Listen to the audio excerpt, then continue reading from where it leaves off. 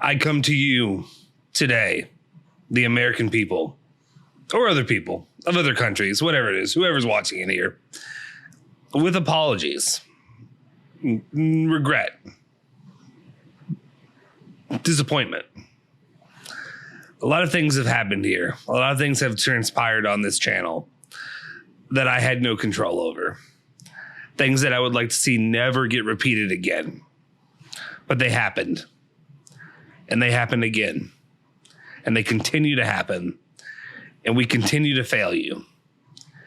And we continue to make these mistakes that are deplorable. They're unforgettable. Unforgivable. And I don't know how to even approach you all and to ask for your forgiveness and for your support. What you're about to witness in this video is one of the worst things that I've ever seen. Actually, it's not even a sight thing. It's going to be one of the worst audio issues you've ever heard. And I tried. I thought about, what do I do? Do I scrap this? Do I get rid of it? Do I make this never happen again? Does this not even need to see the light of day? And while the answers to all of those questions are probably yes, wholeheartedly, they are definitely yes. The content machine needs to be fed. We got to have something out there. We got to put something out here. It's been a couple weeks since we've done anything. So I apologize with my most sincere of apologies.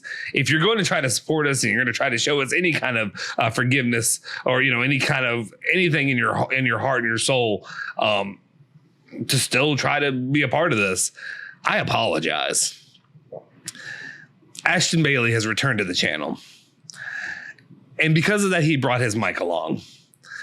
It's not the mic that I requested. It is not a podcast suitable mic. It's an Amazon mic. It is one of the worst mics I've ever heard. I've had the displeasure of hearing played back in my ear multiple times. While some of you may listen and be like, Ashton sounds great. What are you talking about? It's not Ashton. It's everything else that comes with it. It's the reverberation. It's the echo of all of our voices. The completely running over and destroying of the quality that the mixer provides during these podcasts. So without trying to drag this out too long, I just want to say I'm sorry. I apologize. Give us another chance. We'll try to do better. We'll see what happens with Ashton. Maybe we'll have to give him the Mussolini treatment. I don't know. I don't know where we're going to go with this.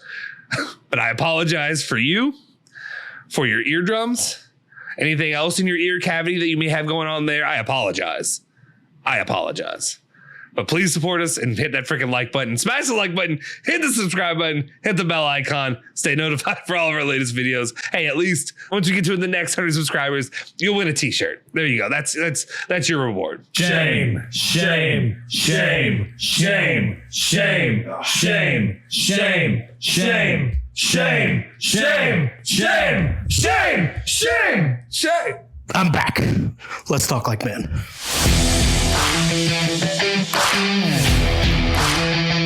Welcome back into episode 5 of the Now We Can Talk Like Men podcast. We are back doing this once again, and it is the 4 of us. There was something about it, though, last week. I can't really say it. I really can't put my tongue on it, if you will. But something about episode 4 was just beautiful. The chemistry was perfect. Like we were just flowing. There was nothing, holding us back. It was hitting. But, the audio. Maybe we can capture that same energy again. Yeah. The audio sounds amazing. Why not? Isn't this episode 4? Who's that? Oh, Ashton, welcome back. Hey, what's up, man? Welcome back. Shame. Welcome back. Welcome back. Welcome back. That's a show that I've never seen in my life. 30 years before I was born, but yeah, whatever. Anyway. Yeah, get us into it. Get us into our first topic, Justin. All right, Ashton's back with us. So once again, we're going to switch things up, though. We've been doing the last few episodes of the podcast where we went into bourbon at the very end of the show. We realized that's just kind of nonsense, and it's kind of a stupid way to approach this. We need to get lubricated from the very beginning of the show. We need to start feeling it, and we need to get moving and get going. So let's open it up with the bourbon segment. And to do that this time, we have Brian, who's going to be opening it again. Doing it again. All right, guys. I have got you a very special treat today. We have some Weller here for you, and one of my favorite picks is on this table, and one of the lowest costing bourbons that is a daily drinker for me, and probably a lot for you guys. is on this table as well. So we're going to try and compare the bottom tier to one of the top tier, not the top tier, because I don't have that. Dwight does. So yeah, let me tell you a little bit about these bottles and the guy who they're named after before we start drinking some of this. I'm going to educate you and Ashton really quick. Weller Bourbon is named after William LaRue Weller. He is a third generation distiller born in 1825, and whiskey was in his blood. He had it both on his mom's side and his dad's side. That's not healthy. I mean, it depends. I'm pretty healthy right now because I had one of these drinks, and the bourbon is in my blood too. Yeah. So he actually created a company called W.L. Weller and Sons, and he employed probably the most famous person in bourbon, Julian P. Pappy Van Winkle Sr. He was hired by the company in 1893, and during his time with Pappy, he was going around the country trying to explain to people that rye is the wrong way to go. You need to have a wheated bourbon. Wheated bourbon is a lot sweeter and smoother, in my opinion, than rye whiskey, white rye bourbon. Dwight's a rye guy. I'm a sweet, kind of nice, suave individual, and Dwight's just a hard ass motherfucker who likes spice in his mouth. I like them all. I like both. So I go both ways. What are Justin and I then? You guys gotta are find that out. novices. You all are rye curious. So right now, that's what you are. Figuring it out. You're figuring it out. I think it's pretty clear from the last few that I like the ones that were not very spicy and that had the least amount of heat. Justin and I are twins for a reason. We both like sweet. Well, for what it's worth, though, you picked We're a both rye. overweight for a You picked reason, a rye 'cause we bourbon like over our the wheated sweets. bourbon last time, though. I did. And I did? was very surprised by that. This is not going to happen today because we only have one choice. So after Prohibition, Pappy actually had purchased the W.L. Weller and Sons, and it was his company at that point with another gentleman. And then after Prohibition, he went into business with Arthur Stitzel, who when they combined, they created the Stitzel Weller Distillery, which is a well-known distillery for quite some time, from 1935 really to I think the 70s, and then it traded hands a couple more times before finally being purchased by the Sazerac Company in 1999. And now these bottles are produced in Frankfort, Kentucky at Buffalo Trace, about 35 minutes that way.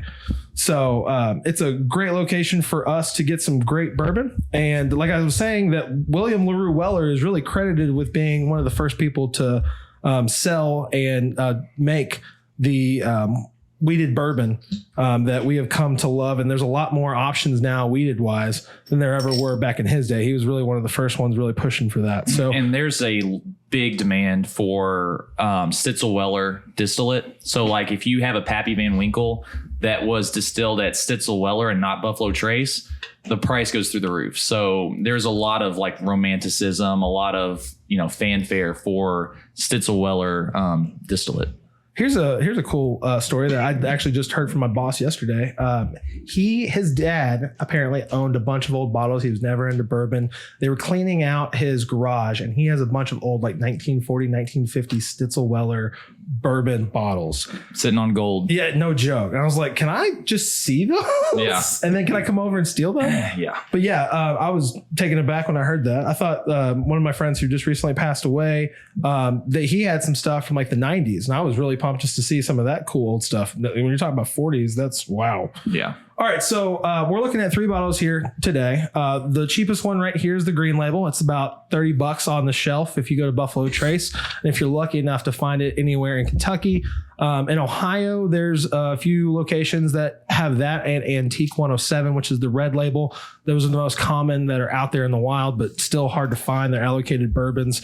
At $30, it's a reasonable price for what it is, but it's really just a sweet, good drinker. Have it on a summer day. It's smooth. It tastes great. And even like worst case scenario, you can't find it on the shelf. Secondary, which we're not advocating you pay secondary, but secondary is like $40-$45. So it's still, a reasonably priced. It's still reasonable. Yeah, bourbon. But it does not compare, in my opinion, to the 12-year. The 12-year is essentially the same thing as what this is, except for it's aged for 12 years, obviously. Do you know there's not an age statement on the green label? I don't know if you know. There's not an age statement on any of them other than 12 year. 12. Right, correct. Actually, what I'm gonna impress upon you is the CYPB actually does have an age statement. It is 8 years, and I'll give you a little bit more about that here in just a second. It's probably my favorite bourbon that I've ever had, and I'm gonna be really sad when I get it wrong here in just about 5 minutes. So, guys, I was wanting to do this a little bit different. I wasn't really wanting to blind it, but I think it would be good education wise for us to really try actually figure out the difference between this one and this one.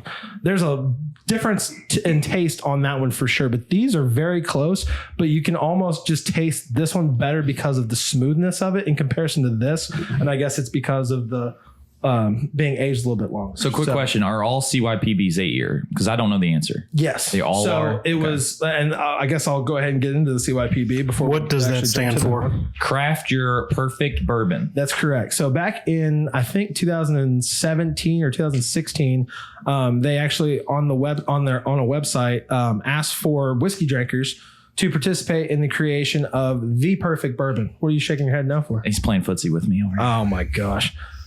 Later. We're trying to talk like after men. the show, baby. Come on. I mean, the term men has changed a lot over the years, so that's fun. So anyway, Justin's also not wearing pants. Gender is a spectrum, if you weren't aware. Spectrum, yeah. so craft your own, craft your perfect bourbon was a website that Buffalo Trace put out and asked for whiskey drinkers to provide some information about what they think would make their perfect bourbon. And some of those criteria were what recipe, what age, where in the warehouse, and for how long, and then the proof. And so that resulted in the creation in 2018 of the first batch of CYPB. And those answers from over 100,000 participants, majority said that they wanted a wheated recipe, which they were correct. Aged roughly 8 years. I don't believe that. I'm sorry. I'm throwing a flag. I think Buffalo Trace. I think Buffalo Trace absolutely rigged that because there's no way you're crafting your perfect bourbon and everyone's like, only 8 years. Please don't go above 8 years. They're like, no, I don't want to pay for it to be over 8 years. Let's be real. Isn't Elijah Craig just the 12? Standard? Oh, the Elijah Craig. No, Elijah Craig barrel proof is 12 years. Okay. It has been at least just in the past. standard Elijah Craig though is just 8 years. Yeah, I think that's right. Yeah. Which is, I mean, it doesn't taste anything like this. They've got something special here, in my opinion. So it's aged 8 years, and it's on the highest warehouse floor, and it is bottled at 95 proof. So last time, if you guys were with us, we only drank bourbon that was at 100 proof, meaning 50% alcohol. These are actually lower. This is a 90 proof, which Dwight's probably not going to like because Dwight likes the I drink Weller Special Reserve as my like starter for the night all the time. I mean, it's solid. It's not going to overwhelm you with flavor, but it's a good bourbon. Good starter. It just gets him lubed. And it gets me nice and wet. Nice and moist. So this is a 90 proof bourbon. This is also a 90 proof bourbon, and that's 95. So just 5 percentage or 5 points more. I guess the real thing today is that you're not going to taste that burn. You're not going to feel the burn to try and tell the difference between these. Really, what you need to do is taste the flavor profile, feel the viscosity in your mouth, and tell me what you're tasting. So if we would like to get started, I would like to go with the heart first. We don't know which ones are in which of these. I'd like it to be easily determined for me which one I'm going to like the best, but you can't tell on the color. So everybody tell me what you smell. Yeah, all the colors do seem very similar. And they're all Weller products, and they're all about 90 proof. So, I mean, you should expect most of it to look a lot the same and really burn the same. Mm-hmm. So, what are you guys smelling? What are you guys tasting?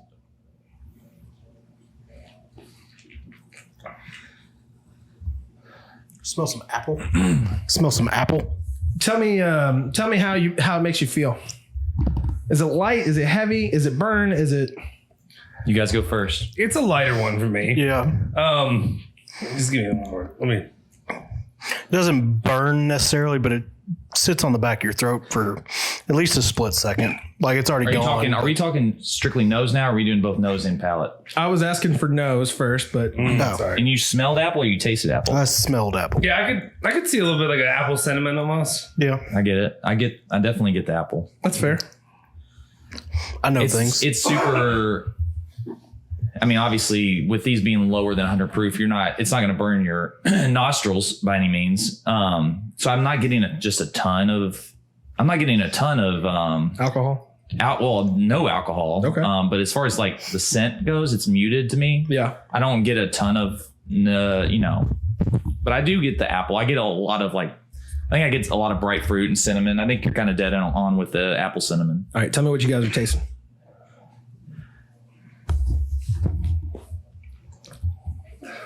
Dwight's doing the ASMR. No, I think I am. I don't know. You're both like, yeah. I mean, I want to feel it. I want to wash it around my palate. What do you think? I mean, you can definitely tell it's a lighter proof because It's definitely a bourbon. So get used to all three of them being that lighter.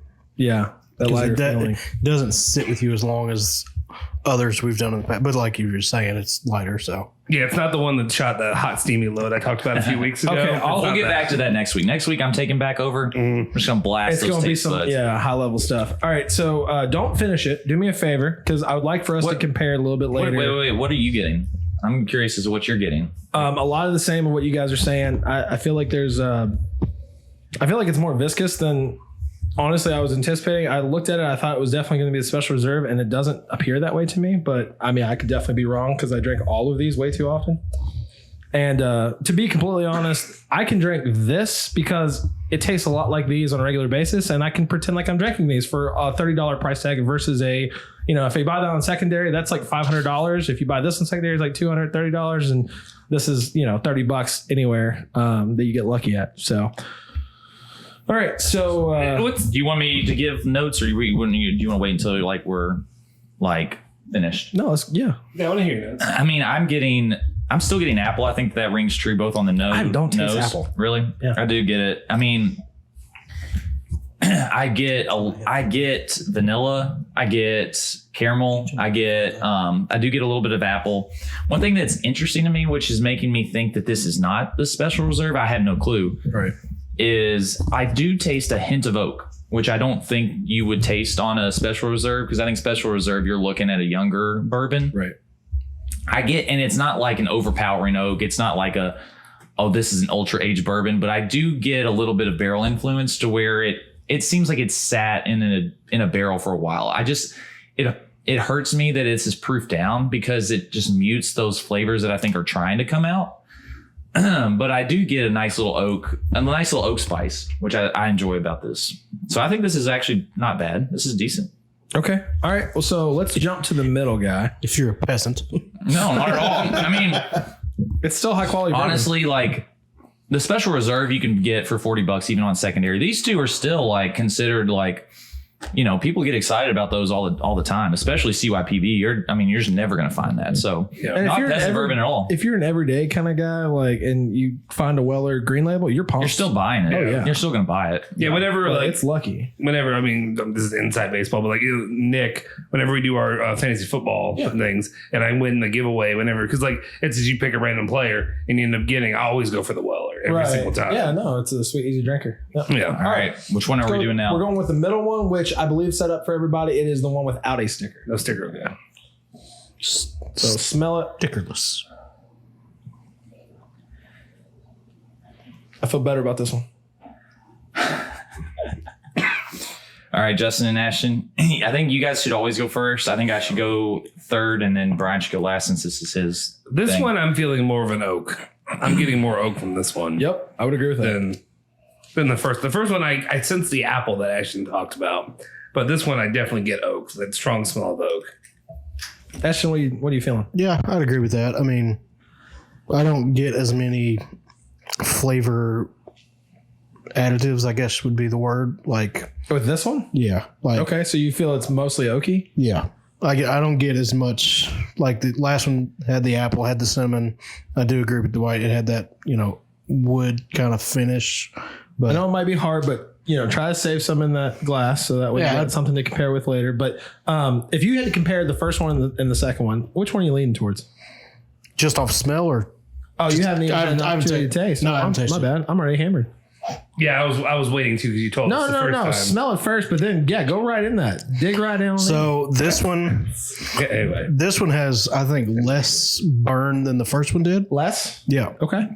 it's smoother. I think I agree with that. you always want to smell it before you go in, but just to make sure. Yeah, you gotta know that it's there's nothing wrong with that. It's clean. Yeah. It's a good clean taste. Okay. That's the one thing. And Yeah. then, but once you know that it smells right, you can dive right into that thing. You can. But to answer your original question, like if I had to choose between first and second, I think if I was going to drink every day.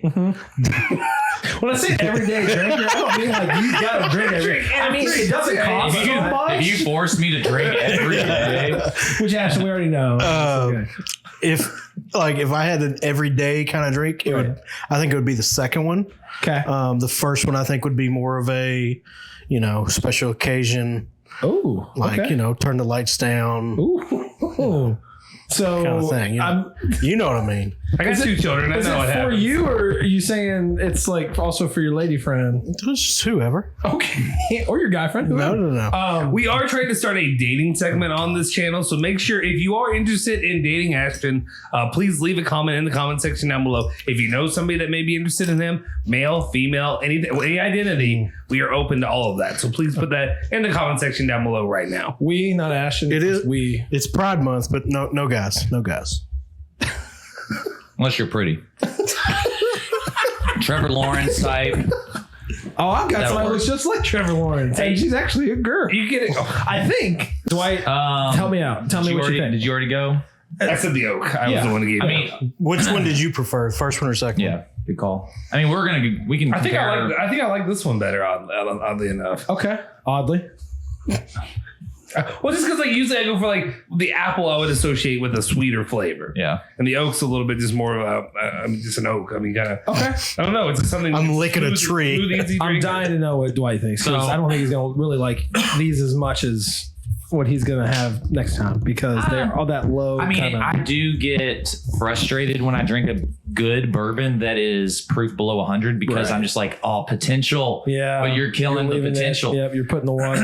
Yep. But no, I mean, on the nose, it's oak. It's for sure oak. You can smell. That's gonna be wild if this is Weller or Special Reserve, but it does smell musky. I would say musky is the word I get from this. Okay. I don't get a lot of other notes other than maybe a hint of cherry, but mostly oak. On the palate, though, I do get several things actually. I get oak again.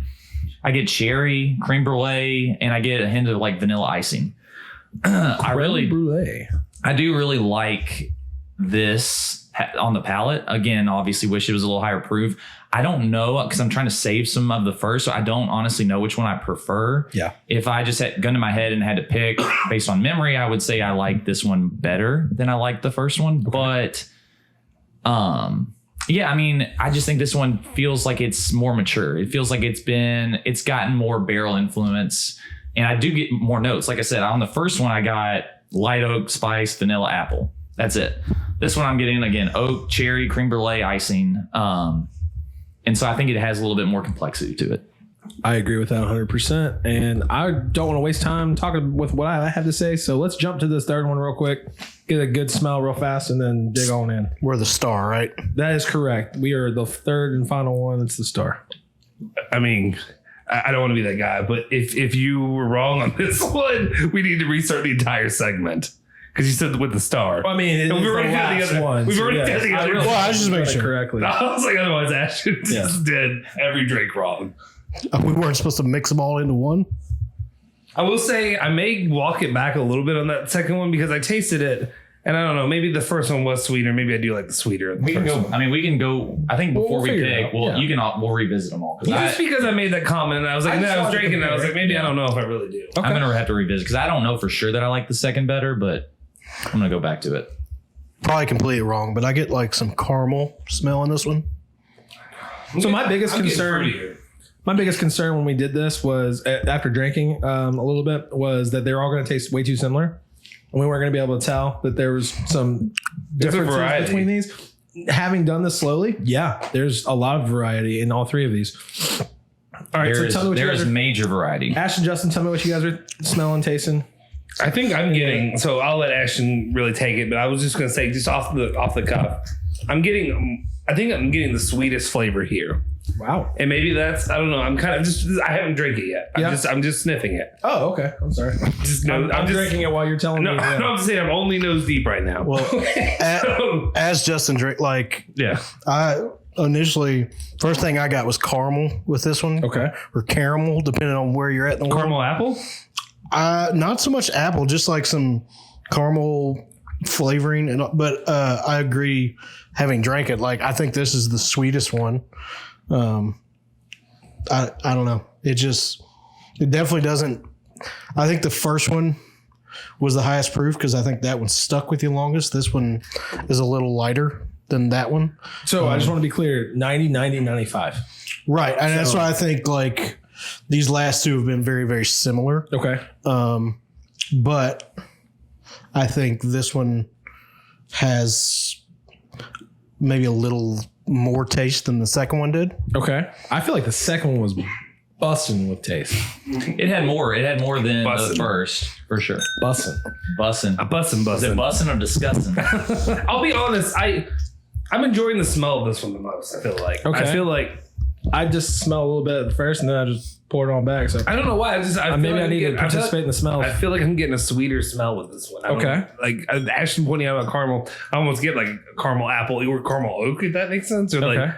because they're probably all like oak barrel, right? Is it a maple tree?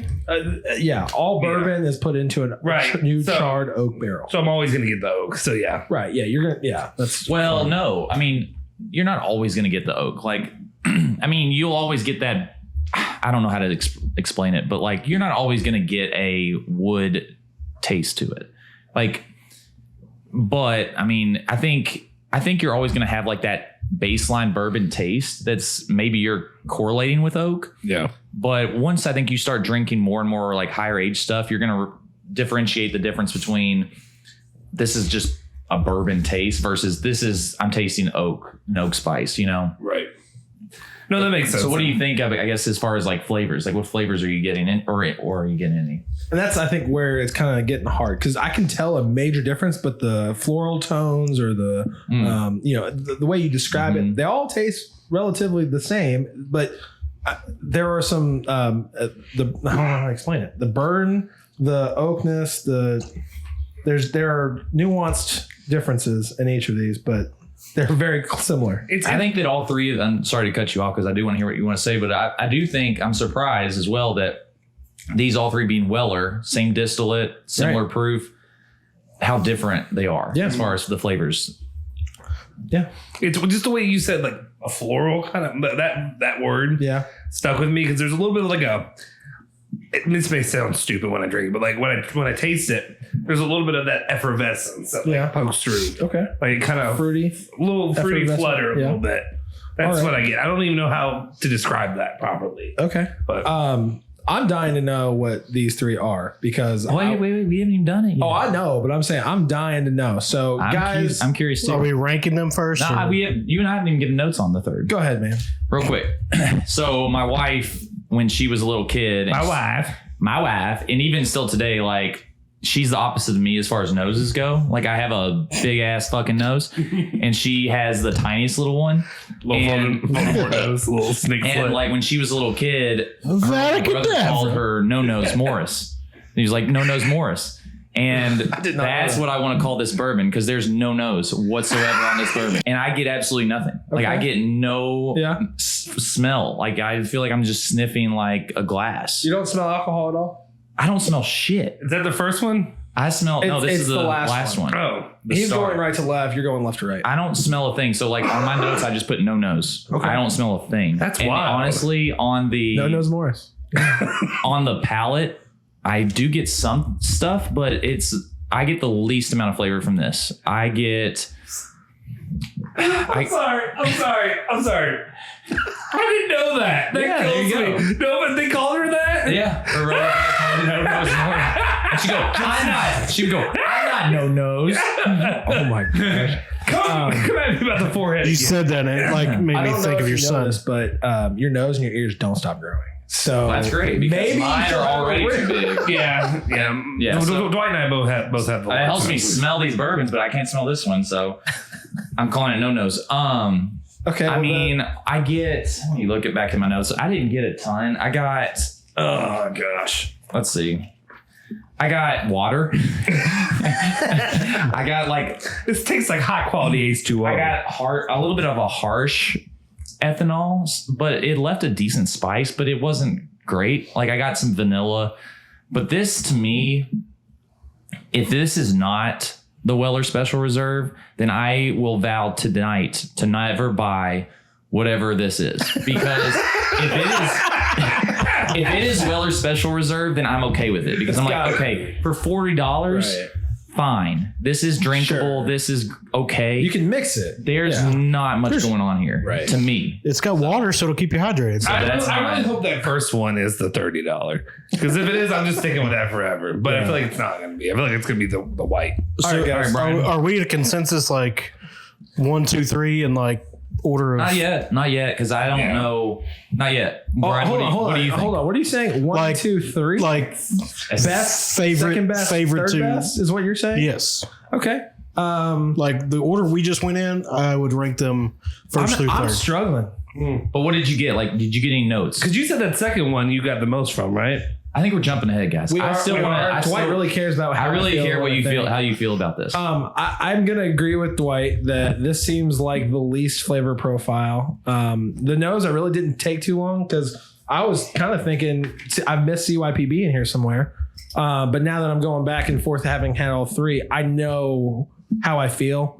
And I mean they're not all that different, but this last one, it's a disappointment because I think it should have been first. Like it should have been the first thing we had, and then we built our way up, which is why originally I wanted to know what all these three were while we were drinking them, and that way you could know when you're tasting it. Okay, I associate that one with this one. I associate that one with this We one. can really blame this one on No Nose Morris. No Nose Morris. If No Nose Morris would have done it properly, we would have. Maybe at 80 she'll have a real nose. After that story, she's gonna be like, yeah, you're not allowed to do this anymore. Not doing your fucking podcast my fucking house anymore. Oh no! I let you spend way too long doing this bullshit. I made cookies. Do you? Where are those cookies? I did tell her she had to make cookies. Can't you give the kids a bath and bring me cookies at the same ridiculous. time? It's absolutely ridiculous. I literally like watch TV and like check my phone at the same time. So I don't understand why people can't multitask. All right, so how are we ranking these bad I'm boys? not sure I'm ready. Are you guys ready? Oh, I'm so ready. Are you ready to rank? You already know. I'm good. Yeah, All right, I think well, I'm not. ready. Give me a set. You guys talk amongst yourself All right. while I differentiate. Well, Hold on. I'm confused. Are we ready to rank or are we ready to like actually say which ones we think are what? I think we and then go off of knowing what those three are, thinking that we know. I'm not to ready rank. for either of those two. I think it's I'm close. Okay. I'm close. I gotta revisit number 1 and number 2. go ahead. Well, I'm a little sad because my number one's almost all gone, and I think that's a telling for me. As here. Dwight finishes up, sorry. like I said, I ranked them basically 1 through 3 how we went. So Third best. Heart was 1, Nothing was 2, and Star was 3. All right, hold on. Okay, Justin, do you want to go? No, hold on. Dwight, No, Justin, shut the fuck up, Justin. I'm doing this. Wait, This is my show. Back to the notepad. I wonder how sloppy the rest of this episode's going to be. We've been doing. I just want to. Well, I'm about to go from bourbon back to my true. I'm so- recording it, or I'm recording our scores, so I can tell. All right, so say that again. So give me Heart, no, all that. Heart is number one. Nothing. Your least favorite. So Least you get favorite? 1 point to that. Oh, least favorite is Star. Yeah, Your least favorite He's is ranking them by which one he prefers best. No, the Heart was number. Heart was one. my overall best. favorite. Oh wait, your Star. Star was least favorite. Okay, and your Heart was your favorite. Yes. Sorry, I got you. Nothing was 2. I'm with you. Okay. Dwight, honestly, if everybody just had them in the same order, it'd make the most sense. You're the one who's the opposite. Everybody else is the same. Justin, how do you rank So your Stars, Hearts, and Clovers and Balloons? I think I'm gonna flip them, but I think I agree. I think the last one we had after I just ran through them all 3 real quick, retesting them, that this last one is the weakest flavor. So I'm gonna say the Star is gonna be 3rd, and I'm gonna say it's probably the green one. I'm gonna say the second one. So I think the first one's the strongest. So I'm going to say it's probably the white and it's a 95. But I think that's my second one. The Heart is my second favorite. And then my top is actually the middle one. I think it just had a lot of sweet flavors that I really liked. I like the oak and it's tasted sweetish. Sweetest to me. Swedish A little fish. little Swedish fish. Little Swedish balls. Wait. Where're the balls? Swedish balls? So I'm gonna- Swedish meatballs. Yeah, there we go. I'm gonna need Dwight to go third because when I say mine, I'm gonna tell you what they are. Oh, because you were just so educated. No. Starting last. I know that's what I'm really worried about, but I think I know which one these are, and I'm actually conflicted on which one's my favorite. My palate is just so refined. Oh. No, it's not. That was really my most concerned thought with this is do I risk jeopardizing me looking stupid about my favorite bourbons? So, Dwight, where you at? We know 3 for you. All right, so This channel just becomes ASMR. Star Yeah, special pretty much. reserve for you. obviously Star gets my least amount of points. That Okay. one was That's fair. that one should be a Shelfer. Booty water. The others are harder to differentiate, which to me is tough because this is going to be at least twice as expensive as that. Yes. I think the one with nothing on it is my favorite. So I think the one with so I'm agreeing with Justin. I think the one in the middle, the one we did second, it's close, but I do think there's more flavors there. I think there's more maturity there. At least it tastes like it's more mature. So I'm gonna say that the one we went second is my favorite, and the one that went first is my second favorite. So I'm agreeing with you as far as order. I feel like I'm. If I follow Successful correctly, I today. think I agree 100% with you. So the Star, which is, I believe, Special Reserve, is my third favorite. Tastes fine, in my opinion. It definitely is bourbon, but yes, it is watered down. It is bourbon. It It is bourbon. That's what you can say about it. It is bourbon. It is watered down in comparison when you have the other two to compare to. Genuinely, after the very first one that we had, I kind of was thinking that, okay, this is probably going to be Special Reserve because I'm not tasting as much. But when you can compare both, oh my gosh, this one has so much flavor, the first one. So, and then just to be clear, I think this is the Weller 12-year, which is the middle without any store sticker. And I think the Heart is CYPB. I'm very conflicted. I walked in the door, I say CYPB is my favorite. I'm tasting so much more in this middle one than I am with what I believe is CYPB with the Heart. I think I'm gonna knowingly say that I like what Justin and Dwight agree with is their favorite as the Weller 12 first. So Ashton give the 3 peasant. points God, I to hope- the no sticker and give 2 points to maybe not, CYPB, which we're is the gonna see. Heart. God, I hope I'm right. You can't say that because you don't. Do you already know? Did you just No, look? I have no idea, but I'm saying Ashton from- might be the king, and we might be the peasants. it's possible, but like King of the castle. so my thought process is CYPB is only aged for 8 years. There's a lot of flavors to this first one now that I can compare to the third one, but there's so much more going on with this middle one. And I don't think CYPB has as much flavor profile as this middle one.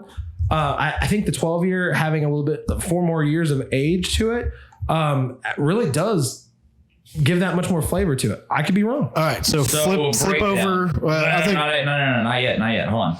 you all agree, and I'm on my own. Yeah, but I wanted to see if you guys want to guess too, because Brian's so far the only one that's. Well, I mean, I think. I guess. I did. See, I'm What are guessing. yours? I did it in mine. I thought Green. I said green, white, middle, black. So we have said the same You two thing. said Yes. the same thing. And I think you said the same. And I'm saying opposite. I'm thinking white.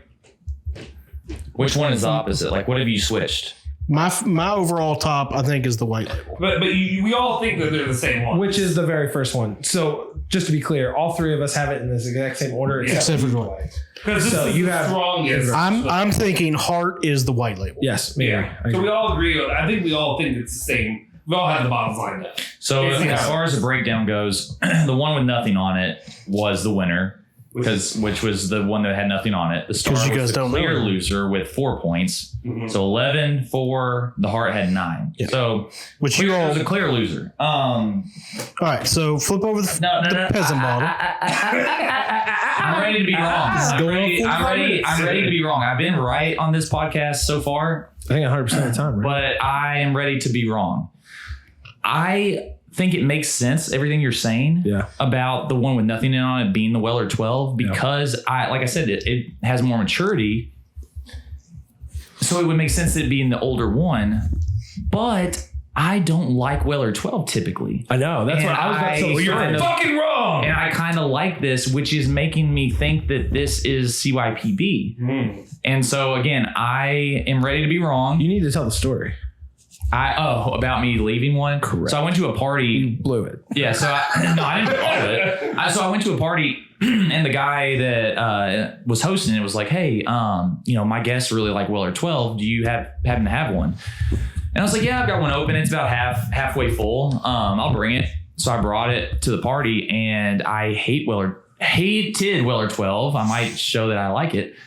And brought it, and I just left it at the party. I was like, I don't care what they do with it. Like, I can throw it. It was just like I just treated it like Bud Light. I was like, yeah, just leave it. It's house beer, whatever. So yeah, I just realized too. You guys got to crack open that bottle when you guys were pouring this upstairs because that was my brand new bottle. I didn't even get to. Oh really? Hear I didn't even know that. I didn't even freshness. Allison did it. Gosh, Miss No-Nos. Underappreciated. All right, so I'm gonna be the one contrarian here and say. Ooh. I agree about Weller Special Reserve. I'm going to just go out on a limb and say this is all right. CYPB because I like it and I don't remember liking Weller 12. All right. How drunk were you at the party? I left it at the party because I went into that party knowing this bottle sucks and I don't want it anymore in my possession. All right. Did you get invited to the party? Not in my house. I didn't get invited to this party. That's weird. Dwight, come over for a party tonight. Yeah. All right, you guys ready to find out? Yeah, I am. Brian, do the honors. All right, guys. So let's start with Special Reserve, right? Let's go ahead and just knock that one out first. All right. So we all are under the impression that this one has a star. There is a star at the bottom. Let's go. We are not completely. We can identify trash. All right. We can identify trash. I mean, I am trash based upon liking this so much. Which one do you want to do next? All right. It's got to be the 12 year because, actually, it's going to be the CYPB because if it's wrong, this will tell you what it is. Sad. So just to be clear, I think I like CYPB the best normally. And I'm really liking what I think is the 12 year. So if I'm not wrong, I'm not really that. Or if I am wrong, I'm not really that upset. So are you ready? There's nothing. Oh no! So Dwight is correct and I am wrong. I don't know why you all even watch these clowns. I tell you every week. I tell you what's what. So listen, I'm like genuinely trash. Yeah, fucking trash. That was second place. So yeah, but it was trash. So I want to explain. Genuinely, I drank these two the most. So this one and this one the most. Just going off of what I remembered, these two are the closest in relation. This one has the least amount that's similar to these three. By process of elimination, I should have assumed that. But when I'm tasting them separately and I'm thinking, okay, this one's been aged 12 years, this one's been aged 8 years, but this one is like so like much more flavor. How is it possible that is coming from an 8-year bottle? Well, clearly they got it right with the create your own bourbon. Perfect Congratulations, bourbon. Buffalo Trace. Congrats. Yeah. It is a good bourbon. You all know what you're doing. Congratulations. You passed. Do you know what I do like Send about us some this? shit. Is that, again, it would make sense based on my tasting notes that this would have been my favorite because I said it's more mature. It sounds like it's got more barrel influence. That's been in the barrel longer. Right. But I'm like, I have had Weller 12 before a lot and I didn't care for it. And I think this shows that even at 8 years, they did a good job. Yeah. They did a good job. So, hey, but congrats because you're right that your favorite is CYPB. How much is the CYPB again? Secondary or retail. So let me run through these really quick. If you go to 65, 70. If you get lucky enough, this 500. Fuck me. This is 30. So this is about 69-ish, right? They're both those are the same retail. Right at retail, these are the same price. I have seen that at price at $89 when you do like the lottery and you get lucky or whatever. I've seen it price at $89 with I think the Total Wine or whatever. They're very similar in price, right? But I mean, I've also seen it at $69 too. Yeah, so. Exactly. But as far as secondary, you're looking at 500 to 550. Here, you're looking at 200 to 250. Yeah. Damn, I really should have been cheering for the 30. The 12-pack of Miller Lights like $20. You know what the good news is, I have though? like 3 of those in my house right now. What? This is the winner. Yep. We have good taste. Yep. I'm just glad you didn't taint it by putting a sticker on the bottom of it, ruining that perfect bottle. You're welcome. All right, guys. All right. Well, that was fun. That's interesting. I've never had CYPB, so I'm glad to have tried that and then actually had it taste bud that turned out. Yeah. Not many people have had CYPB. So even though you may not understand it at the moment, like you're tasting some very I understand everything about it. Oh, gotcha. I'm sorry. I'm just saying, if you tell a bourbon enthusiast at a party, be like, yeah, I was drinking CYPB last night. They'll be like, you were drinking what? So I'm just saying. Just on a Tuesday, on a Wednesday. On a Tuesday. So is Ashton's choice trash then, or what was his? Ashton. We all agreed that sucked. Yeah. But his difference was he ranked this first. He like 12 years. They like that. Okay. So Ashton's trash. I'm just really happy to know that my CYP is legit. And it's not just some fake. It's good. Somebody bought something else in. Yeah, it's legit. So next week, I am in charge of bourbon. Yeah. And I would love for you guys to comment to say whether you would like a distillery comparison. So where we have two very similar bourbons from two different distilleries. Or would you like us to stick with the theme of doing the same distillery but different products from that distillery? So let us know. How come Justin and I don't get to do the bourbon? Bring your bourbon, guys. you want to do Kentucky Gentleman against KG and Old Barton. I've got Weller's and Woodford. I've got a Kentucky Derby Woodford. I got a Blanton's at the house. That's all we got. No, y'all keep doing this. So we did a new segment last time, and it went flawless because everything about that episode went flawless. It did. It was perfect. Like, let's never change. Perfect balance. Like everything was in harmony. Oh, it was awesome. And it was called Tugging on Your Balls. And I think we want to do that again because things have been tugging on our balls. Honestly, I can't believe we have not talked about this sooner. But the finale of Ted Lasso, we had to talk about that, right? Right? So we did talk about it. Are you kidding me right now? We did talk about it. Now you're talking my balls, Dwayne. Actually, you know what? I do have a topic because he's going to take mine from last time. Prigozhin invaded Russia? Thank you, but that's a topic. That's something. Is that what you guys are talking about? No, but I mean, there's like 7 things. There's Oceangate. There's that. There's my topic. Dwight's gonna talk about a topic that I have never seen an episode of fucking Joe. So I got nothing to offer with. All right, guys, let's let Dwight talk. Go ahead, Dwight. Go ahead. I was gonna say, you just talked about how happy your life is. Like, congratulations, I guess. But no. So Ted Lasso finished it. What do you think? Honestly, I'm going to get I know a lot of pushback here. Like it? It's not that I didn't like it. I did like it, but I do think that the show is overhyped for what it is. I think it is a cute, light, you can watch it while checking your phone show. And I want to hear, obviously I want to hear from you guys, but it's cheesy. There's so much cheese, but it's not funny. It is. Some of it is, but it's heartfelt. These they love each other.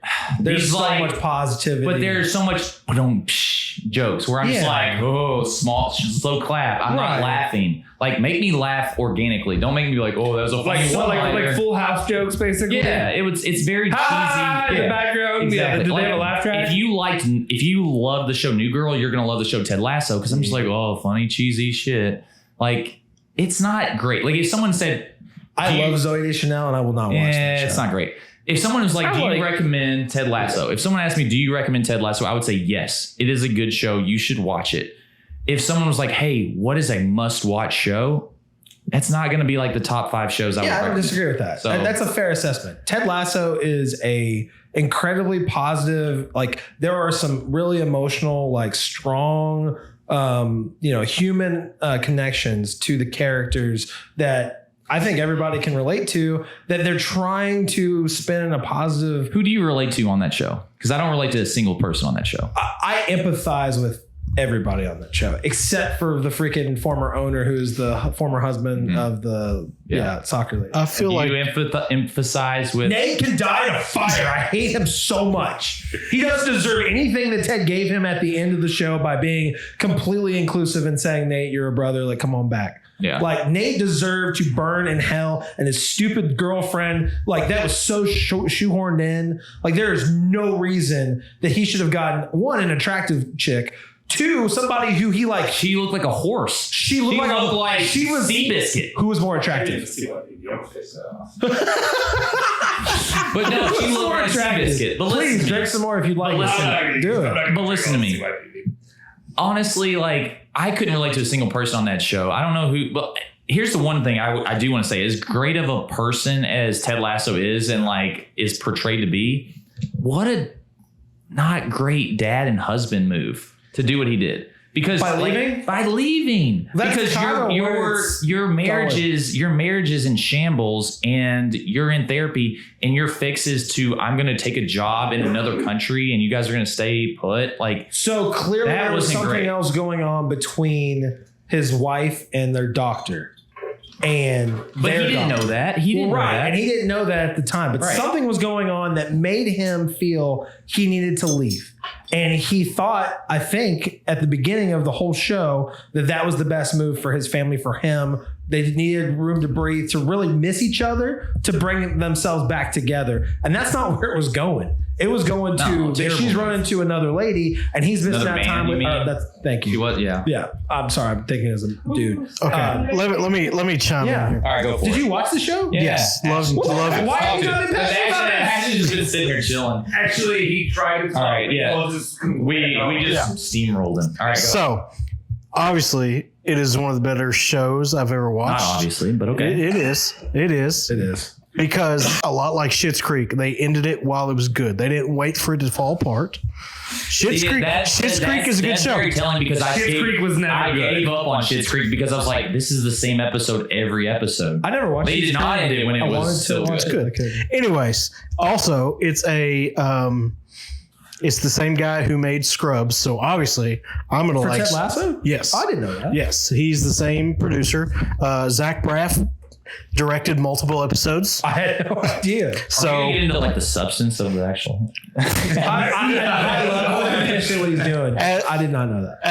as a coach, you watch this and like you see the overall.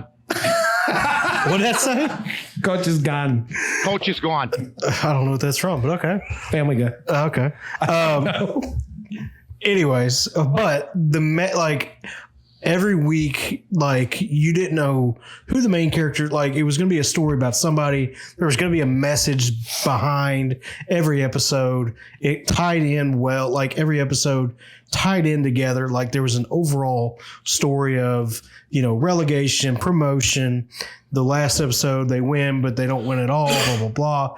Like, Are you trying to say that you actually are excited about like the way soccer works? See, I'm already no, not at all. Like, Relegation promotion is literally what soccer. That's why it's exciting. no, don't get me wrong. I think the Major League Baseball, if they had relegation promotion, would make baseball a lot better. Almost in Like, every sport. could you it would be imagine? Fantastic. Well, but like baseball, you've got AAA, AA, like you've got levels there. Imagine if the Louisville Bats one year they go on a heater, Yeah. and the God. Oakland A's, who are a They did it for like dumpster. a week and a half with Ellie De La Cruz. Well, yeah. Back to shit. But like you got the Oakland A's, like relegate the Oakland A's and promote whoever, and But go from think, there. Okay, sorry, this is completely going off topic. Yeah, very just much real so. quick, think about like how it would work. Well, Ted Lasso ended But 4 in weeks. college sports, if you could do that with conferences, or like when teams sucked, they got kicked out. So Georgia Tech, Louisville would be out of it right now. But in basketball, but otherwise, like those sports would be kicked out, and you go back down to the AAC or something like that. But then you can work your way back up to the Atlantic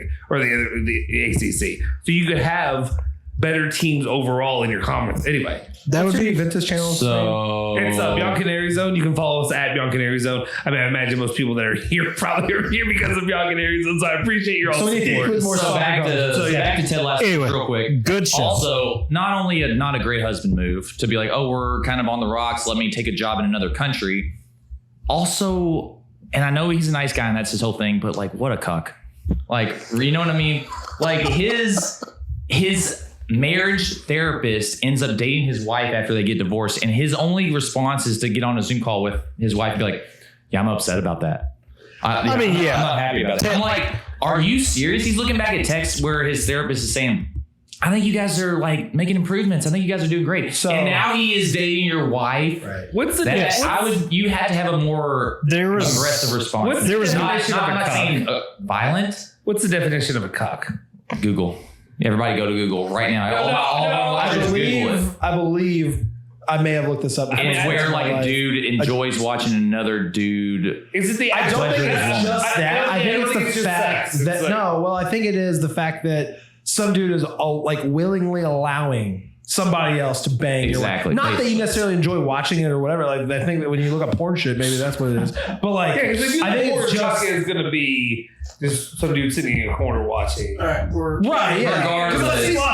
But regardless, it was like, dude, another dude just took advantage of your situation so hard, and you have done very minimal to like. I feel like I would get his license fucking revoked because he took advantage of it. You're right. Yeah. Okay. Unbelievable. We're way over our time limit. So I'm sorry, but here's my thing.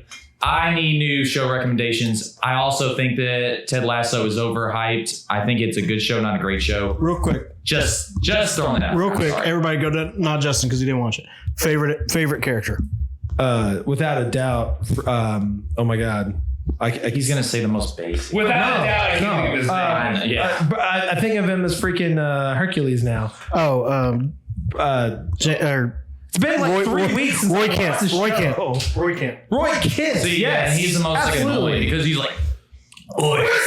He's like, oi, I'm Roy Kent, but I'm going to every now and then cry because I'm showing emotion. I'm like, shut up. You sounded like his girlfriend when you that was you impersonated her impersonating him. I'm Roy Kent. I don't like emotion. I like a weak or servile man, often used as a contemptuous term for a man with a moderate or progressive political view. Basically.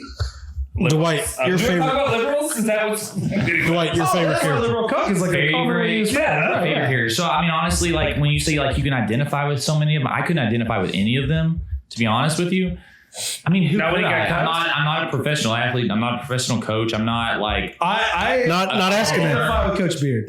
Not asking. I'm asking who's your favorite character. Coach Beard, not Butch Beard. I think my favorite character ended up.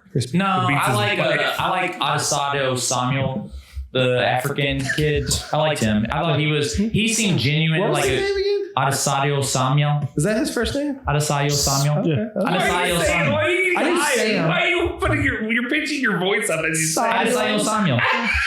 You gotta say what that was my favorite character. It's like me whenever I like new guys. I don't know who the fuck they are on the Bianconeri zone. And I'm like, Nicola Zenio. I know who Zenio is. But I try to say their names and I'm like, I don't know who the fuck this is. Just wait until we talked about Victor Wembanyama. But anyways, my favorite was Coach Beard by far. He was okay. He was fine. He was entertaining. The Coach Beard episodes were entertaining. There is an episode in season 2 that is by far the best episode. And it's just him living, just him doing his night thing. And it's like, wait, where did this come from? Night moves. Real quick before we end this conversation, because this is really what I wanted to talk about last time we didn't get an opportunity to. What? Way over. That's the first time I've ever brought this up. You brought it up. It's your all's miss. We're way over our time limit. Not bring this up. Oh my God. Way over our time limit. Yeah, way over. I stopped caring a long time ago. This is the actual. All right, let's wrap this up so we can go to. We'll be up to 1 action. So somehow we're good. We're good. So what's up? All right, go ahead. What's up? Last thing. So, I mean, you're saying it was a quality show, I guess, was good. but that It was wasn't good. something that you necessarily recommend. And I understand that. I'm not looking for this as a drama. And like, honestly, the first season looped me into this is just like a sort of a sitcom, like jokey, ha ha ha kind of thing. And then as it goes into season 2 and season 3, it's maturing, trying to make it well-rounded to one, make sure that people know that when you do have mental issues, emotional issues, you need to reach out and talk to somebody. You need family, you need friends, you need a psychologist or a psychiatrist if you need to, and shouldn't feel ashamed to have to do that. 1. 2, everything ends positively except for how did you take the last scene?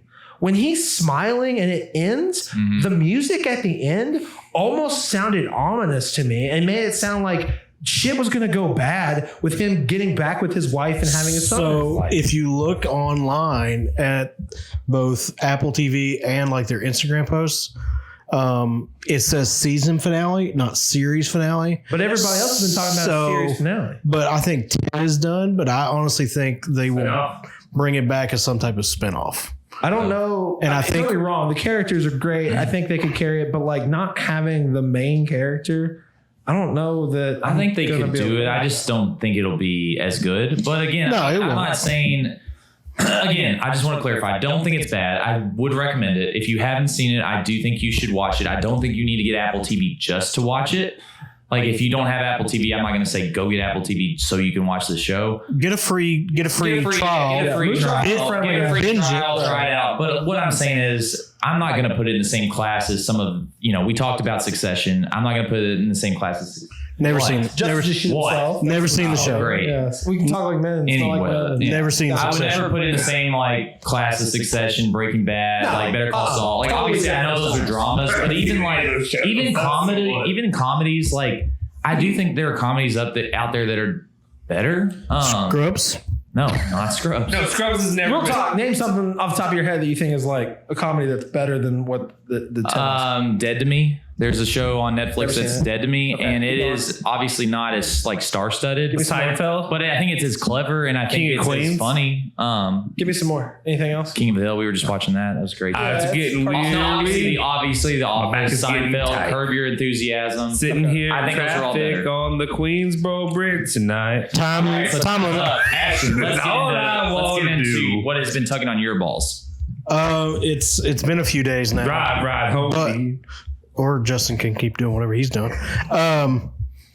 The Titanic submarine that went down, tragically killing six people. They actually came out today and said that they found human remains inside of the vessel. Wow. Yeah. Okay. Human remains? Yeah, I think they're doing fine. Yeah, I think the remains are doing just but like it's a little overhydrated, but besides that, yeah. I don't we're not going to get into a full conversation about, all of that, but like we should.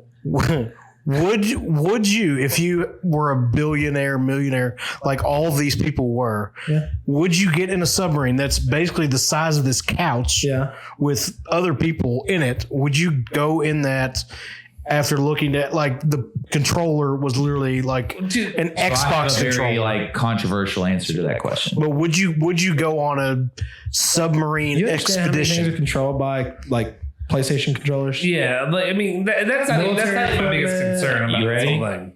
Go for it. Yeah. No. What about you guys? You mean that ship thing that just died and blew up? Would you guys get into that thing? Yeah, no, I don't think so. I don't think anyone's going to say yes. Yeah. Here's my issue. The Oceangate situation is one. To me, that's one that you get into if you're spending a cheap version to do that. To me, it doesn't make sense if you're a billionaire and have the money that the people that they have. It wasn't certified. Right. It was one of the only ships that were not certified to be able to make that trip. Sorry. No, it's just the most asinine thing to do is to realize you see all the issues in the past. And if you watch these things, the thing where they put the fucking they put the rudder or whatever it was on backwards. Yeah. What are the old videos? If you watch, I looked up. They had put one of the pieces on backwards. So when they whatever it was, and I don't know the terminology obviously, but when it came to propelling it, the propeller. That's not a propeller. There's two sides. Starboard. So there's two of them to propel it forward or backwards.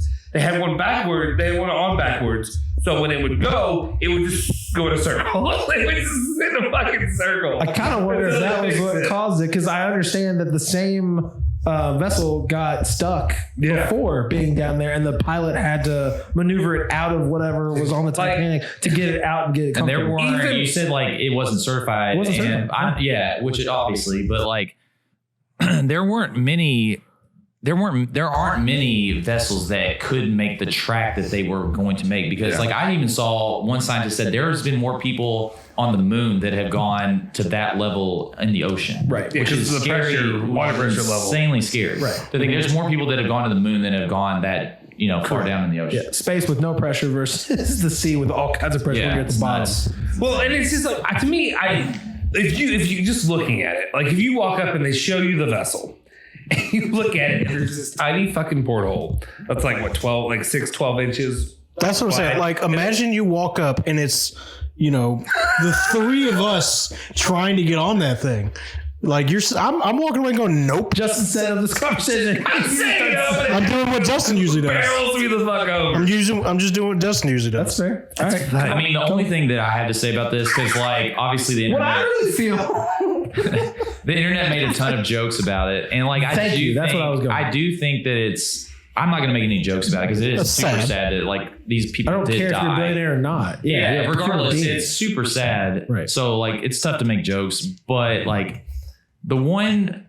But. He said but. If anyone got a dub from this, it's poor people. If we're being real, I mean, the fact that like I don't think it's a zero-sum game. I don't think poor people win because rich people lost. Because it's almost like a thing of like my idea of risk and danger is going and doing four-wheeling or going camping without like with bears in the woods. And like these rich people are they're so like they need to feel this. I go down to Gatlinburg and the black bears are going to get me. You know what I'm saying? Like at the same time, it's like I can't even fathom needing that big of a adrenaline rush to where I need to get in a submarine and go find the Titanic, because it's not even in my like brain. Yeah, well, mine is like, I'm going way too fast on this four-wheeler. Maybe I should slow down. And it's not even my issue wasn't back to what I was saying like 10 minutes ago.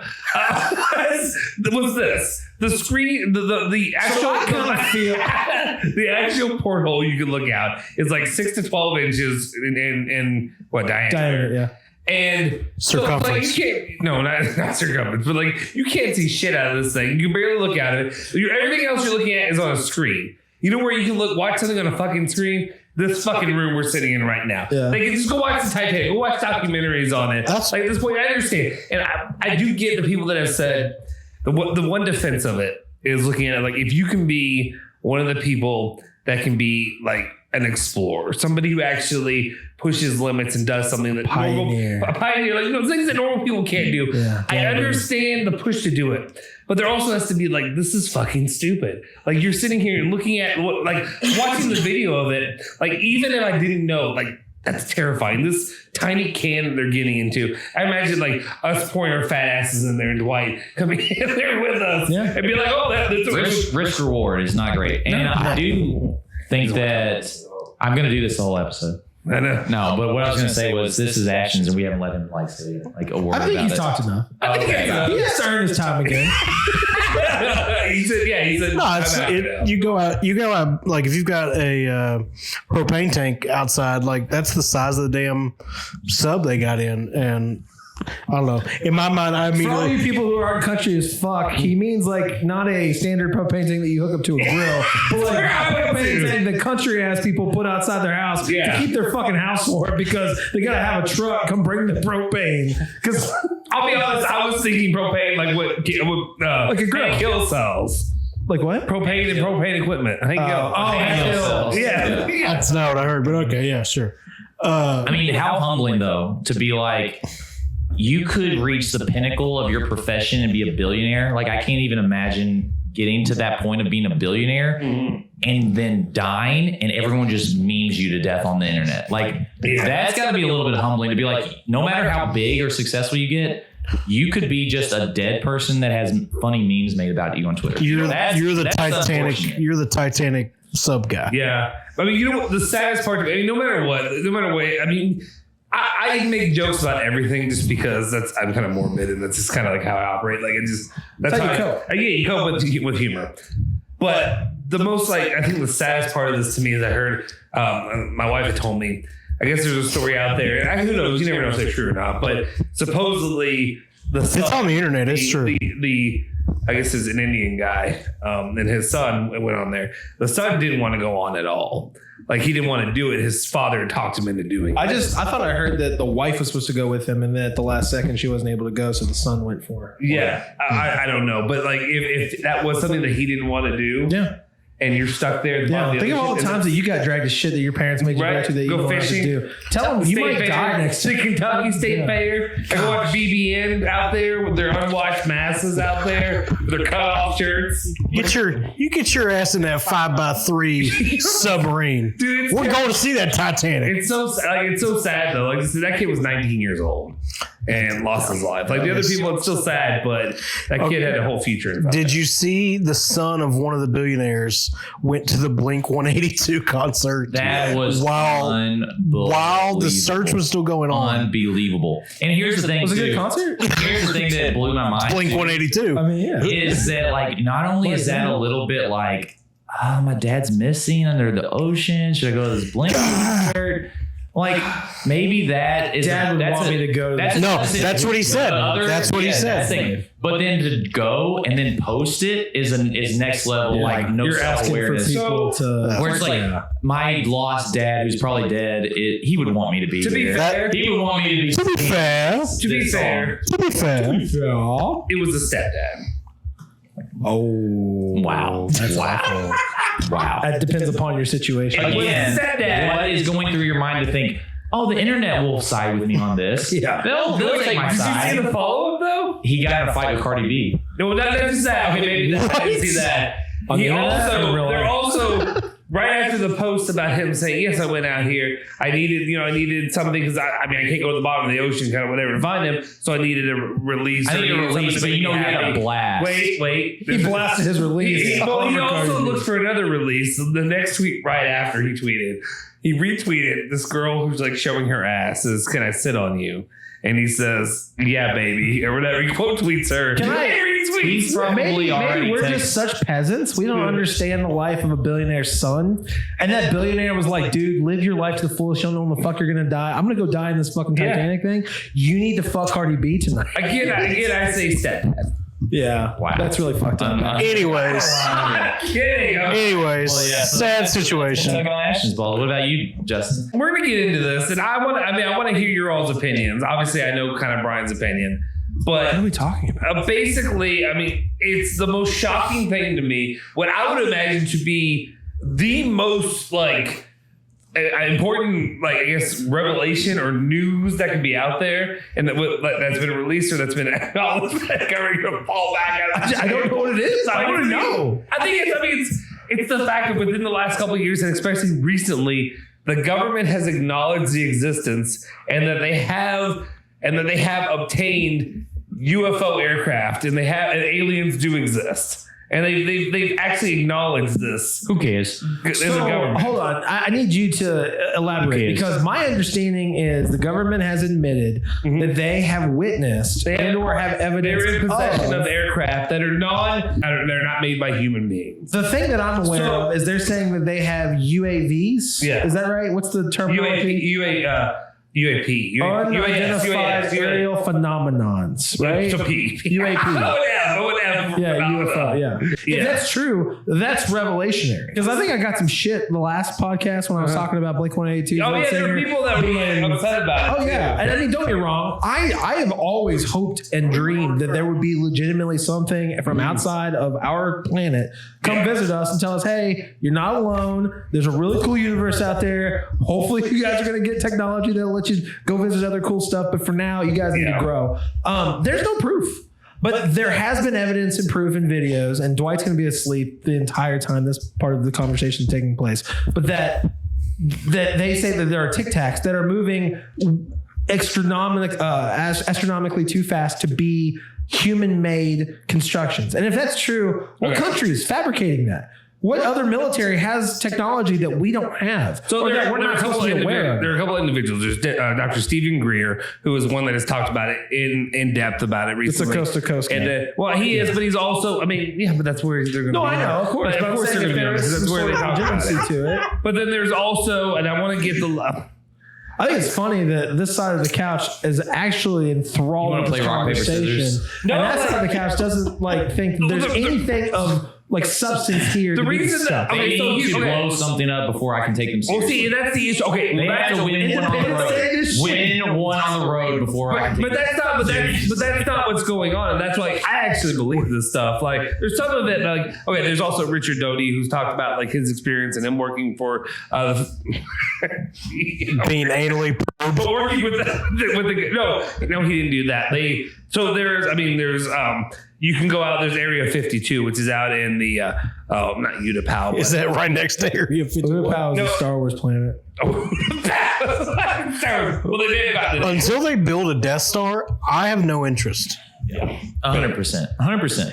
Just that. Blow something up first. Now, okay, Dwight? well, hold on. Okay, we're at the Tonopah Test Range, which it's in Utah, and there's a bunch of mountain range out there. That's where people have actually seen spots in the mountain where there have actually been a gateway opened up, Wait. and people have gone inside of and closed back up in the mountain range. And this is Richard Doty who's talked about it. And there's there's a bunch of stuff that can go about alongside that. Go ahead. You know what else? Hold on. You know, Put the link. Can you put the source in the thing? Because I'm interested in looking further because I've not heard anything about it. Fascinating. This is he's talking about his experiences back in like the 90s, 80s or whatever with that. But then there's stuff that's been more recent, which is about the different experiences with it, with all the UAPs that have been flying around. But the issue is, I see when Dwight's saying they need to win one on the road. The issue is, like, I think when it comes to extraterrestrials and their existence. So one thing we know about, when did the reports of extraterrestrials really taken off?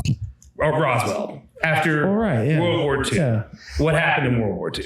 We had airplanes flying and bombing people. Well, we dropped the fucking nuclear nukes on Japan. Yeah. And that's when we start seeing aliens. Oh shit, they got nuclear weapons. It was like, we gotta slow these fuckers down from doing this shit and destroying their planet. So what? Okay, this is gonna get real deep. All right, time limit. Yeah, go ahead, Ashton. You said no. It's like okay. Get the fuck out of here. You were here last week. You're in probation right now. Here's something to add. Here's what. So I was watching the Pat McAfee show today, and there is a lot on there. No, yes, today they actually did. There was a U.S. House, or he's in the House of Representatives. I can't remember his name now, but he was on the Pat McAfee show. Well, I'll try to look it up. There's a lot of them. So anyway. He was on there today, and he is part of the. I guess there is a alien.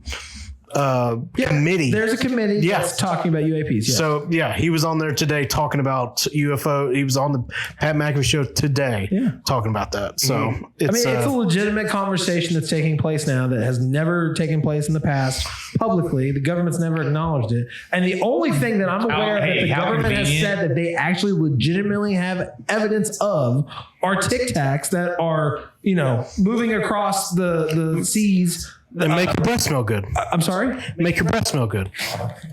So David Grush is the name of the whistleblower. I need to say one thing. Who's the guy who brought that up? How convenient, though, that none of this was happening when Trump was introducing his Star Force. There actually was. Because he was actually going to blow Space Force. Yeah. But now... Not a bad track. But not a terrible show. But now they're coming out because we thought Space Force was a big funny joke.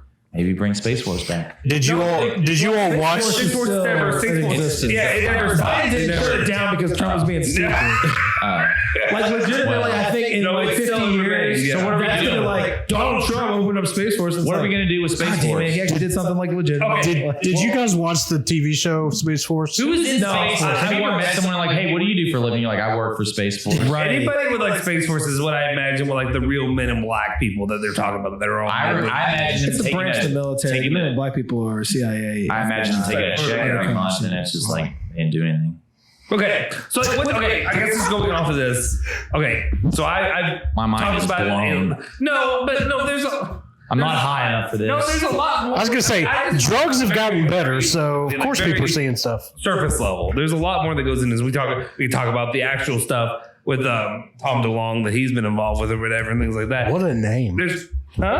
Tom DeLonge. Do you know who Tom DeLonge is? Not a clue. All the small things, true care, truth brings. See, this is why I didn't come last week.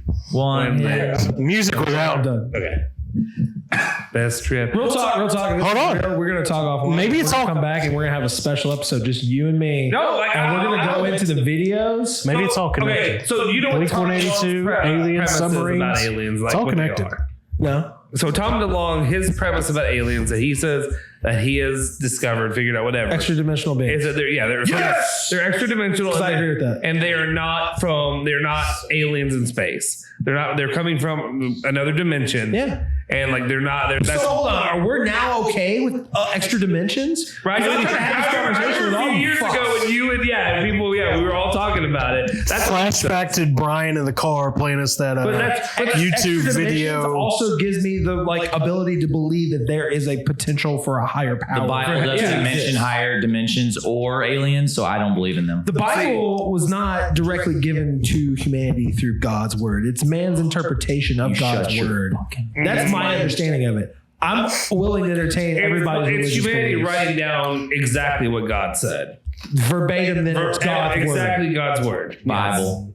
Yeah. Yeah. Put Bible on it. So God speaks English because that's not how it was written. Translated. Yeah. Right. It's translated multiple times. Hey guys, you remember that? They never translated the word alien because there's no aliens. There may be aliens here. How do we explain different versions of the Bible? How do we explain away King James Bible? How do we explain away Translations? Well, right, but I'm saying like there's a reason why it's called King James Bible, right? Yeah, because King James. That's the one he agreed with and said, "I'll put my stamp on it." He was like, "I'm the king. You're gonna do this version while I'm the king." So just right. I So want to be fuck cool. God and God's original word. I'm gonna say this is what I agree with. No. Listen, You guys remember that time we said we are gonna put a time limit on these? I can't wait. No, this one I shouldn't. No, I didn't. This is supposed to be my segment, and I didn't really care about your all's balls being whatever's tugging at your balls. I don't give a damn. I just want to talk about this because like where are we going with this? But there's okay. My question is like, how would if you hear and actually believe if you would be given the evidence that this stuff is actually real and it's true. How would you react to that? Like, I would. To me, that's like there's some stuff that is. I would then eat my lunch. I would then come home, play with my kids, maybe go to the gym, maybe do everything the same way I do it today. I would. Okay, but like there's an aspect to this. Unless these aliens are showing up. What are you going to do about it? What are you going to do, Justin? That's fine. That's fine. I wouldn't about. It's about a reflection of like your existence and your meaning, and a lot of it has to do with a lot of like the conversation around it has been that like. This ain't like from the beginning. This ain't us doing all this. Like if you look at the increase in technology from before industrialization and all that, where have we gotten a lot of our increase in technology? Where does that come from? Honestly, I never thought and all the technology that they have. I never thought that there weren't aliens. To be completely honest, I never believed that because the universe is too big for there not to be other life forms out there. Right. But if it doesn't affect me, I'm not going to live my life differently because I may know that. Again, if I find out that aliens are coming to Earth. Maybe that changes some stuff, but like until that happens, it's like, what am I going to do? What am I going to tell my boss? Like, hey, you can't come to work today. I got to fight these aliens. Got to figure this out. It's not about fighting aliens. What if you find out that like your existence, like your creation, like humanity as a whole, before whatever aliens have observed that the entire time? Yeah. And what if they were there before we are where we are right now? And I would say like, subscribe, and follow, please. Unless those aliens pop up on Bumble, they are not going to have any. Ashton's going to pass every single one of them. It's like, my Is there a attractive alien? Do you know about Does this? anybody want to see about sexual performance right here? Right. Do you know about the different types Anybody of want to see what 3 inches looks like, baby? I saw a thing where somebody said, I saw that you only date men that are 6 feet or taller or something like that. He goes, I'm 5'9". I'll give you the other 3 inches later. Oh, no. But anyway, Okay, real talk. Your existential quandary regarding whether or not you're okay with the fact that aliens could exist and what that means for your existence. I don't feel that way. I don't either. I have to feel like I'm special because I'm here right now alive, and that very soon I will not be, and nobody will remember who the hell I am or why I'm here. But while I'm here, I'm gonna live it up, enjoy my life, and have a great time. And go to work and work a 9 to 5. Right? But enjoy the fact that I have purpose and meaning for my child and for my family, right? But for my friends. But what I mean more overall is like the history as you know it, kind of thing, like the history of mankind.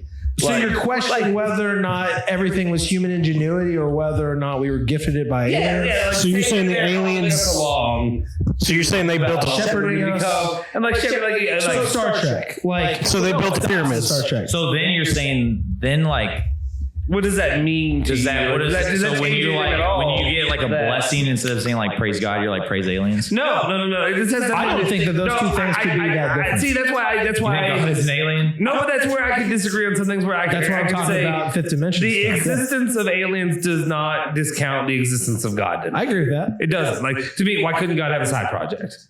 Like, why I'm not saying it does either. I'm just saying, like, why are we the side? No, why I'm just aren't saying, we the like- side project or the alien side project? No, well, people have talked to me about, like, you know, it says in the Bible, whatever, that God when it made us in His image or whatever. I'm like, that's fine. Where does it say that He didn't have another side project? Who Where says does that it- there's not another God that exists in another universe and each God has their own universe or whatever and plays with that universe? Right. You ever see Men in Black? You see the end with the aliens play with the marbles? at the end? Right? Yeah, just saying. Well, also I talked to Granddad about his experience with. Yes. With a so last time I talked to him, I said it, and he acted like, no, I don't know what you're talking about. And That's I was 'cause like, he's 90 years yeah, old. well, 90. But then this time I asked him, I was like, last time you said whatever, do you remember it or not? And then he actually went into it. He's like, yeah, when he was working at Las Vegas, whatever, he had an aircraft, a UFO, land on the runway in Las Vegas. And that's where he saw it. It came up to where he was in the air traffic control or whatever, the tower. And it came up there. He saw it clearly, the way it looked, the lighting on it, everything. Yep. What does it look like? I mean, exactly like how they describe it In the movies? which is round metallic shape. Did like- anything come out of it? Lots of Disc light. shaped. Did anybody come out of it? It's Lots of flat- light. well, it's No, it floated. Oh, I thought it landed. See, I feel like I get your beat. Was there? I'm asking, did anything come out of the UFO? No, he said no. It came up to his. He was in the control tower, so he worked as air traffic controller, and it came right up to the control tower. He had two other men with him there, and so from that point, and then it flew up and directly into the sky. Cocaine's a hell of a drug. But Cocaine's a hell of a no, drug. but he. I remember he always Las told Vegas me. is a crazy city. And I always wanted to ask think him, so. I was like, did you ever go back and talk with him again? Because what he did, so that was when he was getting transferred back to Louisville. He wanted to move back to Louisville, and he told all of them they had to shut the bleep up, basically, and not report it to anybody, kind of thing. And he's only told, I asked him, he said he's only told us, like his family. He hasn't told anybody else. Well, that makes me sad. That makes me feel like it's less likely. No. I'm not he doesn't discounting. talk about anything like that. Like, Honestly, I'm not discounting what you guys are saying. Like, I do think aliens You gotta exist. pay the troll toll if you want to get into that Why, it's boy's gonna be a hole. troll? You gotta pay the I'm not trolling at all. I really do The fact that you knew that was I really the right do believe that aliens exist. I do believe that, like, they're out Get there. in. I'm trying to buy into this instead of playing rock paper scissors, but I can go back to doing that if I you feel like want. you guys are doing pretty well over there. I was great. Doing terrible. I was doing great. But what Anyways, I'm saying is, wrap this until up. they impact my life directly, I'm not going to do anything. what if they different. have already and you don't know? Then I don't Then care it then didn't- either. it because didn't again, impact us. Then I'm just going to continue doing what I'm doing until they force me or do something that makes me want to change past. Okay. It's not going to change how I live my life. If you're an alien on Bumble, hit me up. What's up? No, so there is. You're not an alien on Bumble. If you fit, come on. If you sick, stay home. Come over if you thick. Stay home if you So sick. there's also the aspect. You know about the Magnificent 12. You know what Yeah, that the is? ACC. Oh no, that's Is that like That's hilarious. Denzel Washington's movie, but plus so five? it's an idea of The Wake 12 Forest goes to the Big Ten. I think it was like Lyndon The B. Big Johnson 12 goes to individuals back in the day who were involved during like around the time of Roswell and all that, where they had created a pact with the individuals that were extraterrestrial or whatever you want to call them. So basically, that's where they agreed and allowed for the abductions and things like that to take place. So I think we're going to get Isaiah Willis on this podcast, and we're going to legitimately have a conversation about has he talked about this before? Isaiah has done more research than I have about any of this and knows a lot more than I do. And I was not expecting that. Honestly, these are my issues. After literally telling me last time you don't teenager. No. I believe aliens exist. I believe there's a huge possibility that they're visiting us, and we have no idea that they legitimately are. There's nothing you can fucking do about it. Well, right. My issue, I guess, is that what's the point of them coming here? Why would What do they get out of it? How realistic is it to assume that an alien culture able to visit us is here for altruistic? We have beaches and why we have would casinos. they be wanting to They're come not in them. and They're not enjoying and them. take our natural resources? We have golf. What is the Is there There's really conversations that have been talked about with. So there's an idea. There's like some people believe that the idea that some of the aliens are like basically they're not different from us. They're us millennia in the future, kind of like what we would become. And there we go with other dimensions, And that- because the fourth dimension is time. And and where that comes with is because so they don't eat and drink like normal like people do. They absorb things. Neither do we. Yeah, is where they get most of their nutrients, and they don't have a lot that they are able to eat. So it's about development of where they became it, and I think that's what it is a whole. No. Have Like, you brought this up to community group? No. Next time. That's some fascinating. so through osmosis, they're able to absorb energy. Absorb nutrients, and there's only certain How? stuff. It's a How do you learn this? Where did you? I've never heard that. I believe this one was actually Richard Doty who talked about it and talked about the way that he observed the way they and took in nutrients, the way that they ate and things like that because they couldn't eat. Not But only does that also give you the possibility of aliens existing or whatever you're saying, that also gives you the possibility and explanation for a heaven. For an afterlife. That has been my argument for like 7 years. For I'm Christianity, agnostic. for whatever you want to call it. I'm agnostic because I can't find proof or evidence of anything religious. I feel like there's a lot of human tainted. A lot of taint. Humans have tainted religion and or what God or what some heavenly being could be based upon money, finances, their own short-term life. However, there's a possibility that what was written in the Bible is legitimately real. Yeah. And that some being or entity was able to create humanity and aliens. Right. Give me the hair. George Tsoukalos. Give me, yeah. Is that how you say his last name? I don't know. I just guessed. Yeah. But I guess it's a T silent and Tsoukalos sounds right. Do you have anything else you want to say now that we're going to have to cut this down to like a 5-minute segment? It's fine. But yeah, I mean, no, there's so much we could go into like this, and I feel like this actually hits on YouTube too. But like, If that's gonna hit. if that's the case, If it takes us to the moon, so be it. if that's the case, let's have a legitimate conversation between you and me. Yeah, Give me some time to look at your evidence and then vice versa. and research and yeah. And then we'll have a legitimate conversation about it. Just make between the two of us and Isaiah Willis. That's fine. We can If bring it him in. says it on the internet, it's got to be true. I thought Isaiah Willis played for UK. Derek Willis? Oh, Derek Willis. Are you drunk? Shout Are you out. drunk? Shout out Derek Willis. Do you mind handing me my beer? Sorry. I'm just back here. Pass me my beer. Well, I just gotta like move it. I'm That's the aliens to extra dimensionally give it to you.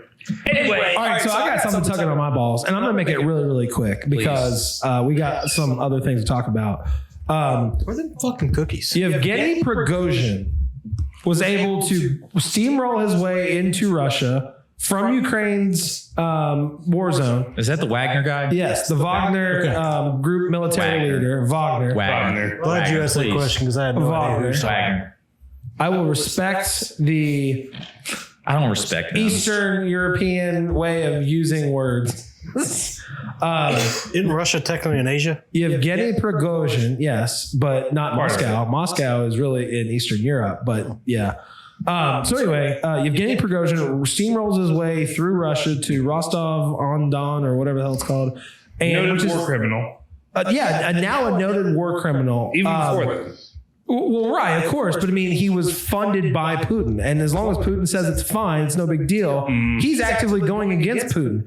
What is his train of thought steamrolling his way through there? And so all day Saturday, I am sitting here thinking I'm about to see the potential toppling of Putin. Because if you have the balls to go in with 25,000 troops into Moscow to try and tell Putin, hey, I'm not mad at you, I'm mad at your military people, but you're going to have a new president soon. We're about to see history in the making on Saturday, only to have him pussy out because he has a conversation with Putin's freaking, I'm sorry. Yeah, with Belarus's president who's under Putin's thumb and literally does whatever Putin does. And the only reason he's still in power because he's lost, I believe, 1, if not 2 democratically held elections in Belarus is because Putin allows him to stay there. And he's the guy who sorts it out. I have to believe there's some sort of bigger conspiracy there. There was some other sort of thought process there. I've watched so much news since, and everybody's saying that he had an intent to capture the 2 military leaders of Russia and basically force Putin's hand to make him the top military commander of Russia's forces. And then basically do what he was trying to do by actually having a coup of Russia and become the president. long term. But it was going to be not something that happened over that weekend. Which would have been awful. He was which forced. would have been worse than Putin. Well, I don't know that I agree with that because He's vocalized his intent to use nuclear he weapons loves against Hitler. the United States. Yeah, he loves Hitler. He's very much like white supremacist. Yeah. so he is. As a Russian leader, you have to be the strongest man because it is literally just a mafioso. It's not an actual country. It is. You have to be Italian to be rule mafioso. by what? Mafia is only Italian. Okay, whatever. Whenever people say Russian mafia doesn't exist, Irish mafia doesn't exist. Okay. So my point is this guy What about alien either mafia? had the balls to try and legitimately challenge Putin and thought that he could get enough people on his side to legitimately win, or there is something going on behind the scenes that Putin thought that he could spin this in some way for his own benefit to look like the strong man. I think this was a ploy by Putin. I do too. I think this was like a farce. How by does he Putin. come out looking stronger? I think he's now? trying to. I think he was trying to like create. Yeah, exactly. Sorry. No, go for it. There were two ways I looked at it. At first, when it first happened, I was looking at it's all conspiracy laden. But that's what everything is. Everything is right now. Everything is conspiracy laden. And a lot of conspiracies are probably, there's some facts to them probably. But like, first off, I went to the money that the U.S. was missing. And I was thinking maybe Biden or whatever, maybe that's what they did behind the scenes to try to push Putin out. But the more and more this went on, we saw the stuff with Belarus, like you brought up, about how all that played out. And now it's just, he's okay. And now it's just fine. It's just, we're done. I almost view it as, could this have been Putin's plan all along, like a background idea? I think so. You That's give what him I've an heard order too. Yeah. to go pretend like you're Yep. doing this, to know who's loyal to Putin and who's not loyal, Yep. and who are the people that you extra. How did he just march through there so easily? How did he find out which soldiers would just drop and turn bait? Yeah. and also, join, whatever. and also get Ukraine's like guard down a little bit to be like, oh, there's like a chink in the armor here, and see like if they that's make any racist. moves. Okay, I'm so sorry. Yes, but no, you know what I mean. I do think that's also How what I've does he heard look stronger now? because he got them to back down. I mean, obviously it wasn't a good look. He gave credit to the Belarusian president Lukashenko. He didn't say I forced them to stop and they stopped. He But don't you said, think that's what happened though? Don't you think he like threatened their families, like I will kill literally your kids and wives if you do not like turn around and leave? my understanding from literally way too much time invested in this over the weekend was watching could Fox not News or get CNN. Prigozhin on the phone. Fox News or Prigozhin CNN. was saying, fuck you, I'm going to do this because this is MSNBC. like, I don't think he my only needed to shot. get him on the phone. I don't Well, think he I needed to. understand that's what you're saying, but my understanding is that from what is actually being reported is that Putin himself could not get Prigozhin on the phone. Prigozhin was willing to entertain the conversation once he realized this isn't going the way that I wanted it to go early on because there weren't troops coming with him. It was just his 25,000 and the Russian people were laying down, giving him water and stuff, but nobody was joining him or nobody was chanting, Prigozhin needs to be our leader, not Putin. And he realizes, I'm fucked. I need to figure my way out myself. Mm-hmm. And then not to mention that Wagner still exists. Wagner is allowed to continue to exist, not those 25,000 troops that tried to march on Putin, which I'm sure he's going to be willing to let them come in because they're the only effective troops that have been doing anything in Ukraine. But Wagner is in Africa. Wagner is in Eastern Europe. Like there are multiple other, and Prigozhin is still in charge of it. Well, that's why I think that's why I do think it was a farce because of that, and also because of the fact that literally there was no casualties whatsoever. There was no There were 4 helicopters that were Russian that were shot down, and a military airplane that was Russian that were shot down. How many died? I think 10. Really? That's what's been reported. 10 Russian soldiers from inside those 5 vehicles were killed. I just feel like there would have been a lot more casualties had it been legitimate. The I other just think part of that it this is we're talking about Russia. The truth is not out there. Like they don't report the truth. The only truth that we are aware of is what U.S. intel is providing to us. The other aspect to it is I understand that U.S. intel knew something was happening with Prigozhin. They didn't know exactly what, but that Prigozhin was going to make a move, and they intentionally sat back and wanted to let whatever was going to happen without informing anybody. I think they told Your garbage is this. It's the worst rock paper scissors player I've ever seen. So I guess what I really have to question is whether or not it was a farce. I think and it was. Putin thinks that he was going to come out stronger, but it actually looks significantly weaker because everybody sees that there's cracks now. If you're a former hot dog distributor to chef to military leader, if Putin's former chef is hot dog distributor a real thing? No, that's really what he was. He had a hot dog like stand. a hot dog cook. Yeah. and then he became This is why I don't watch the news. And then he became a hard ass fucking military leader who apparently likes nuclear weapons and Hitler.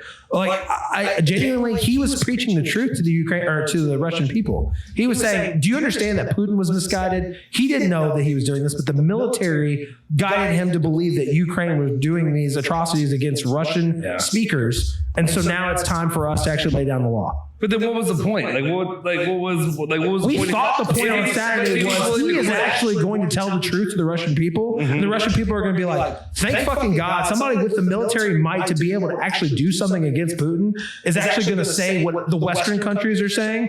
And we're going to be back on a real country. We're not a declining power. But if it wasn't a farce, then what was the point of him backing down? Why didn't he keep saved going? his fucking life. He saved Prigozhin's life. He didn't care about everybody else. He knew that if I went with Lukashenko and I go to Belarus, I still have control of the Wagner Group and the other countries that I'm making money in, and I get to live. Because if you're not arguing your life on the line from the beginning, why would you do this? Like Zelensky's doing all right. the original argument was that, Zelensky's doing all right because he's got Western allies supporting him. Yeah. Well, that money the U.S. Anyway. And they need to send more with fucking planes that can actually cause Russia's air authority to be gone and then therefore win the fucking war. But we won't do that. How does he look stronger? He looks weak because the biggest person in his 23 years as president came out, told him to go fuck himself for a whole day, and the guy's not dead. Again, that's why I think it was a farce. Again, I think that he was hoping that the Ukrainians would see this as like I said, An opportunity to make some moves. And the West did not share the information to give the Ukrainians the intel to be able to say, take advantage right now. Thankfully, because I do think that he was hoping that, again, I think to your point, I think he was trying to see, weed out some, turncoats, but also try to get the Ukrainians to make some dumb moves at the same time. But again, I don't think if this had been I think if this had been legitimate, I think there would have been a lot more lives lost. I think that you would have seen him ousted. If it was a farce, I feel like it would have lasted long enough for Ukraine to do something. I think they realized pretty quick this was a dumb idea. Who? That's Prigozhin or the Ukrainians? No, the Russians. No, the Russians. Wait. You said if it were a farce, you think it would last longer. See, I feel like it'd be a farce. No, if it was a farce, it would last long enough for the Ukrainians to actually react and do something to come across the border or whatever. But I think that's why. Fucking up. But to me, that's why it's not a farce, because they didn't have enough time to really do anything.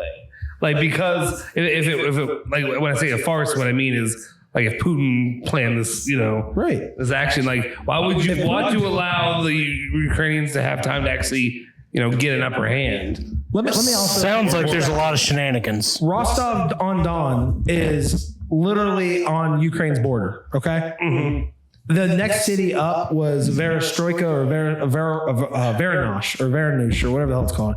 It's halfway to Moscow. He was able to roll from the first city that is the military headquarters against the war in Ukraine. He was able to go there to there. And then once he had that second city, he didn't go any further. He did that in less than a day. Yeah, that tells me it's a farce, right? Well, no, that tells me that they were moving incredibly quickly. And if he really wanted to, he should have been able to roll into Moscow and actually fight. Yeah. But that's when he realized, oh shit, I don't have an opportunity to take advantage of. You got to fight Okay, so for your rights. To go off of that, so what was? Okay, to go back, what was? Let's say this is before this. A month or so ago. What was the balloon or whatever it was? The plane, Chinese balloon? That exploded over Moscow, or was Moscow? Or was no, there were two drones that flew into the headquarters, the Kremlin. That has been debated whether it was actually Russian trying to act like, oh, look, we've been attacked and we need to do something, or if it was Ukrainian. Everything to me tells me that it was Ukrainian, and it literally, if you watch the video, it was shot down right before it actually hits. One of them, the debris hits, and then the other one was shot down. It tells me that Putin is incredibly weak, that Russia doesn't have the ability to defend themselves at their capital. And Putin now is showing all the cracks of every other military leader who has lost a war when you're the leader of Russia. You are not going to be in power for too much longer. There are enough people that are going to be willing to challenge your authority because a former chef who became a military leader that you funded is able to tell you to go fuck yourself and told the truth to the rest of the world and then said, actually, I like living and you're not going to be toppled by me. So hopefully somebody else can figure it the fuck out. Yeah. But he's still alive. He's still alive for now. I would imagine he's staying away. I imagine right now he's staying away from any open windows and any hot women. But how good was his cooking? I heard their fucking hot dogs were amazing to die for. That's what all those people were eating. That's why those ex-convicts were fighting the war, because those hot dogs are so fucking good. So you guys ready to transition? So I want to talk strictly basketball. I want to bring this back, something a little lighthearted, but also still serious, because basketball is life. Ball is life. And obviously I know this happened. And you said you didn't like Ted Lasso. Well, that's not real sports. That's fake. Football is life. No, yeah. Football. So the first thing I want to talk about is the NBA's just absolute clear discrimination on John Morant. I mean, it is absolutely ridiculous how they are treating this young man. So for those who don't know, John Morant, late in the camera, we should have guns. I think we should. I've got mine in my back pocket. But anyways, so for those who don't know, late in the season last year, John Morant was caught at a strip club on Instagram Live holding a gun. Bang, bang. Not a great look. Not a great look. So, Adam Silver came out, suspended him, I believe, 4 games. Fair enough. Okay. Shouldn't have done it. He went to rehab, got help for his gun addiction. Let me go to rehab. I said, no. He went, and I applaud his efforts for going to rehab for his gun addiction. It's important that he get help. I said, no. So is a gun addiction a real? Oh, it's so real. A gun addiction? It's so real. John Bennett. So then a few months later, everybody thinks, okay, things have calmed down. John Morant's friend is going live on Instagram. They're in the car. They're listening to rap music. They're having a good time. John Morant throws up another gun. And we're like, oh, crap. Here he goes again. And he threw up another gun. And so, sick of this shit. Not a great look. You had one job. You were not supposed to go on Instagram Live with a gun. You know what the front office for the Grizzlies was probably saying? What's that? That? Yeah. Okay, got it. Good setup. Alley-oop from Ashton Justin. So, I was like, what a dummy. Like, you're throwing your whole life away for just throwing guns up on Instagram Live. What are you doing? Didn't he say that was a plastic gun? Hold on. So, Adam Silver comes out and suspends him for 25 games, which is going to cost him $7.6 million. Which, again, I think that that's fair if the charges were true. Now, it comes out, John Morant films another video with him with a gun, but this time he's showing that the gun was actually fake. It was a fake gun. All in. And I do love how his response to getting in trouble for having guns in videos is to make another video with a gun. But this time he's showing himself with a gun that shoots a lighter out. So it's really a fake gun. And he's lighting a candle with his gun. Shoots like a little fucking sign that says bang. And so he made a video of him lighting candles with a gun because he was like, oh, it wasn't real. It was a fake gun. I think that is the most the only way. We should absolutely be applauding him for this. The only way that gets better is if he takes said lighter gun out and lights a blunt with it. That's the only way that gets even better. Tell me this. For precedent's sake. Does it matter if it looks like a real or a fake, if it's a real or fake gun? I think yes, and here's why. Listen to me. Here's why. The fact that he is showing that this is a fake gun, it was a lighter, it just looked like a gun. if you are addicted to heroin, you get on methadone. You dial it back. You do things. Most people don't, do I? No, a lot of people do. A lot of people cannot go cold turkey. He could not go cold turkey. He was probably weaning himself off of his gun addiction. Wow. This was his emotional support gun. The bullshittiest lawyer take I've ever heard in my life. This was his emotional support gun. It was his binky, essentially. You all are fathers. You have to give your kid a binky. He's learning. I don't. You have to crawl. You have to crawl before you can walk. So the fact that he was literally doing what he probably needed to do to heal himself, and he's getting basically $7.6 million taken away from him for having his emotional support gun taken away. Did he have to have a camera in front of him? Did he have to be on camera doing it? Yes. Why? Because that's just, you He had got to document the evidence that he was winning himself off. I think you're great with bird law, but I'm not sure that this is one that you're going to win. I'm not typically a litigator. You don't know. I'm not a litigator, but I will. I think we should go to court over this. I really do. I think we are. I think we should appeal this. Why does this sound? This sounds like take 10% of that 7.6 million that you got stripped. If What we a are nice. successful, Wow. that's better than this sounds like an episode of South Tried a Park. case in court before. I've tried a case. You've gone to court before? Yeah, and I won. So thank you very much. $200,000. How many people were present? Like Affected? No, how That many doesn't people? matter. It's No, how the many people? dollar amount. No, like were you in court? Were there? Yes. How many people were in the? Why does that matter? I just want to know. Like, how did you perform? Did you perform in front of a Amazing. jury of your peers? Jury? It was not a jury. It was not a Please tell me you jury. dressed up like Colonel Sanders and you acted like a good old I am a Kentucky Colonel. If you mind. So anyways, I'm sorry. Just real quick, when it comes to, I get what you're saying. I get you're being facetious with a lot of this. No, I'm not. But John Morant's a fucking moron. Like, I'm sorry. If you make that kind of money, there's no excuse for having a real fake whatever gun, a dildo gun, whatever it has to be, on camera, on your Instagram or whatever it is. There's no fucking excuse for that. And what doesn't make sense to me is he's blowing a massive opportunity, going from fucking Murray State and having all the opportunity at Murray State and being a baller, and then, like, for all intents and purposes, seeming to be a good role model for kids before then. And now he's doing this bullshit. Do you know what though is so funny is, like, for the past year or two, he has tried so hard to look like a gangster. Mm-hmm. And the fact that now you have gotten to the point of where you're trying to make it look like you just went into Spencer's Gifts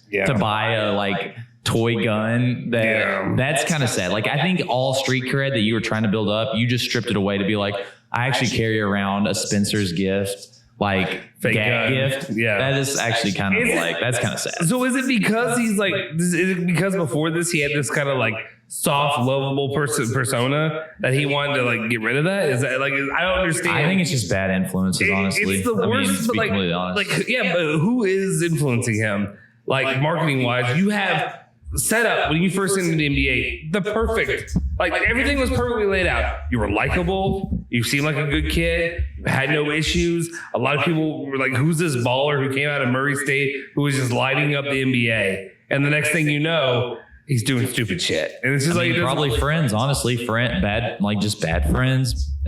His dad seems like a clown. His dad acts like he wants to run around looking like Usher all the time. I kind of getting into feel fights with Shannon Sharp on the court, trapped in the closet. I kind of feel like this podcast is my R. gun. Kelly, but confessions. Damn it, that's what I was thinking of. I kind of feel like this podcast is my gun and my job is at risk because kind of is. And I'm risking it. Am I going to post this to Instagram? Maybe the next time I get fired. So that was the first one. The second thing I want to talk about basketball related wise is Ashton has stability too, ladies. Thank God for his dick is stable. Thank God. How do you know? I know. Oh, okay. Well, it's out under the table. Thank God for Bob Huggins. Bob Huggins is single-handedly helping Kentucky basketball stay by being a good old West Virginian. One beer at a time. The first thing he does is he runs off Oscar Sheboy. Because as soon as he runs him off, he goes to Kentucky, becomes national player of the year, and then doesn't get drafted. He didn't shit his pants. We'll get into that. He literally averaged a double-double in his sleep. Did you have anybody at U of L average a double? No, because he's fired. No, we're not.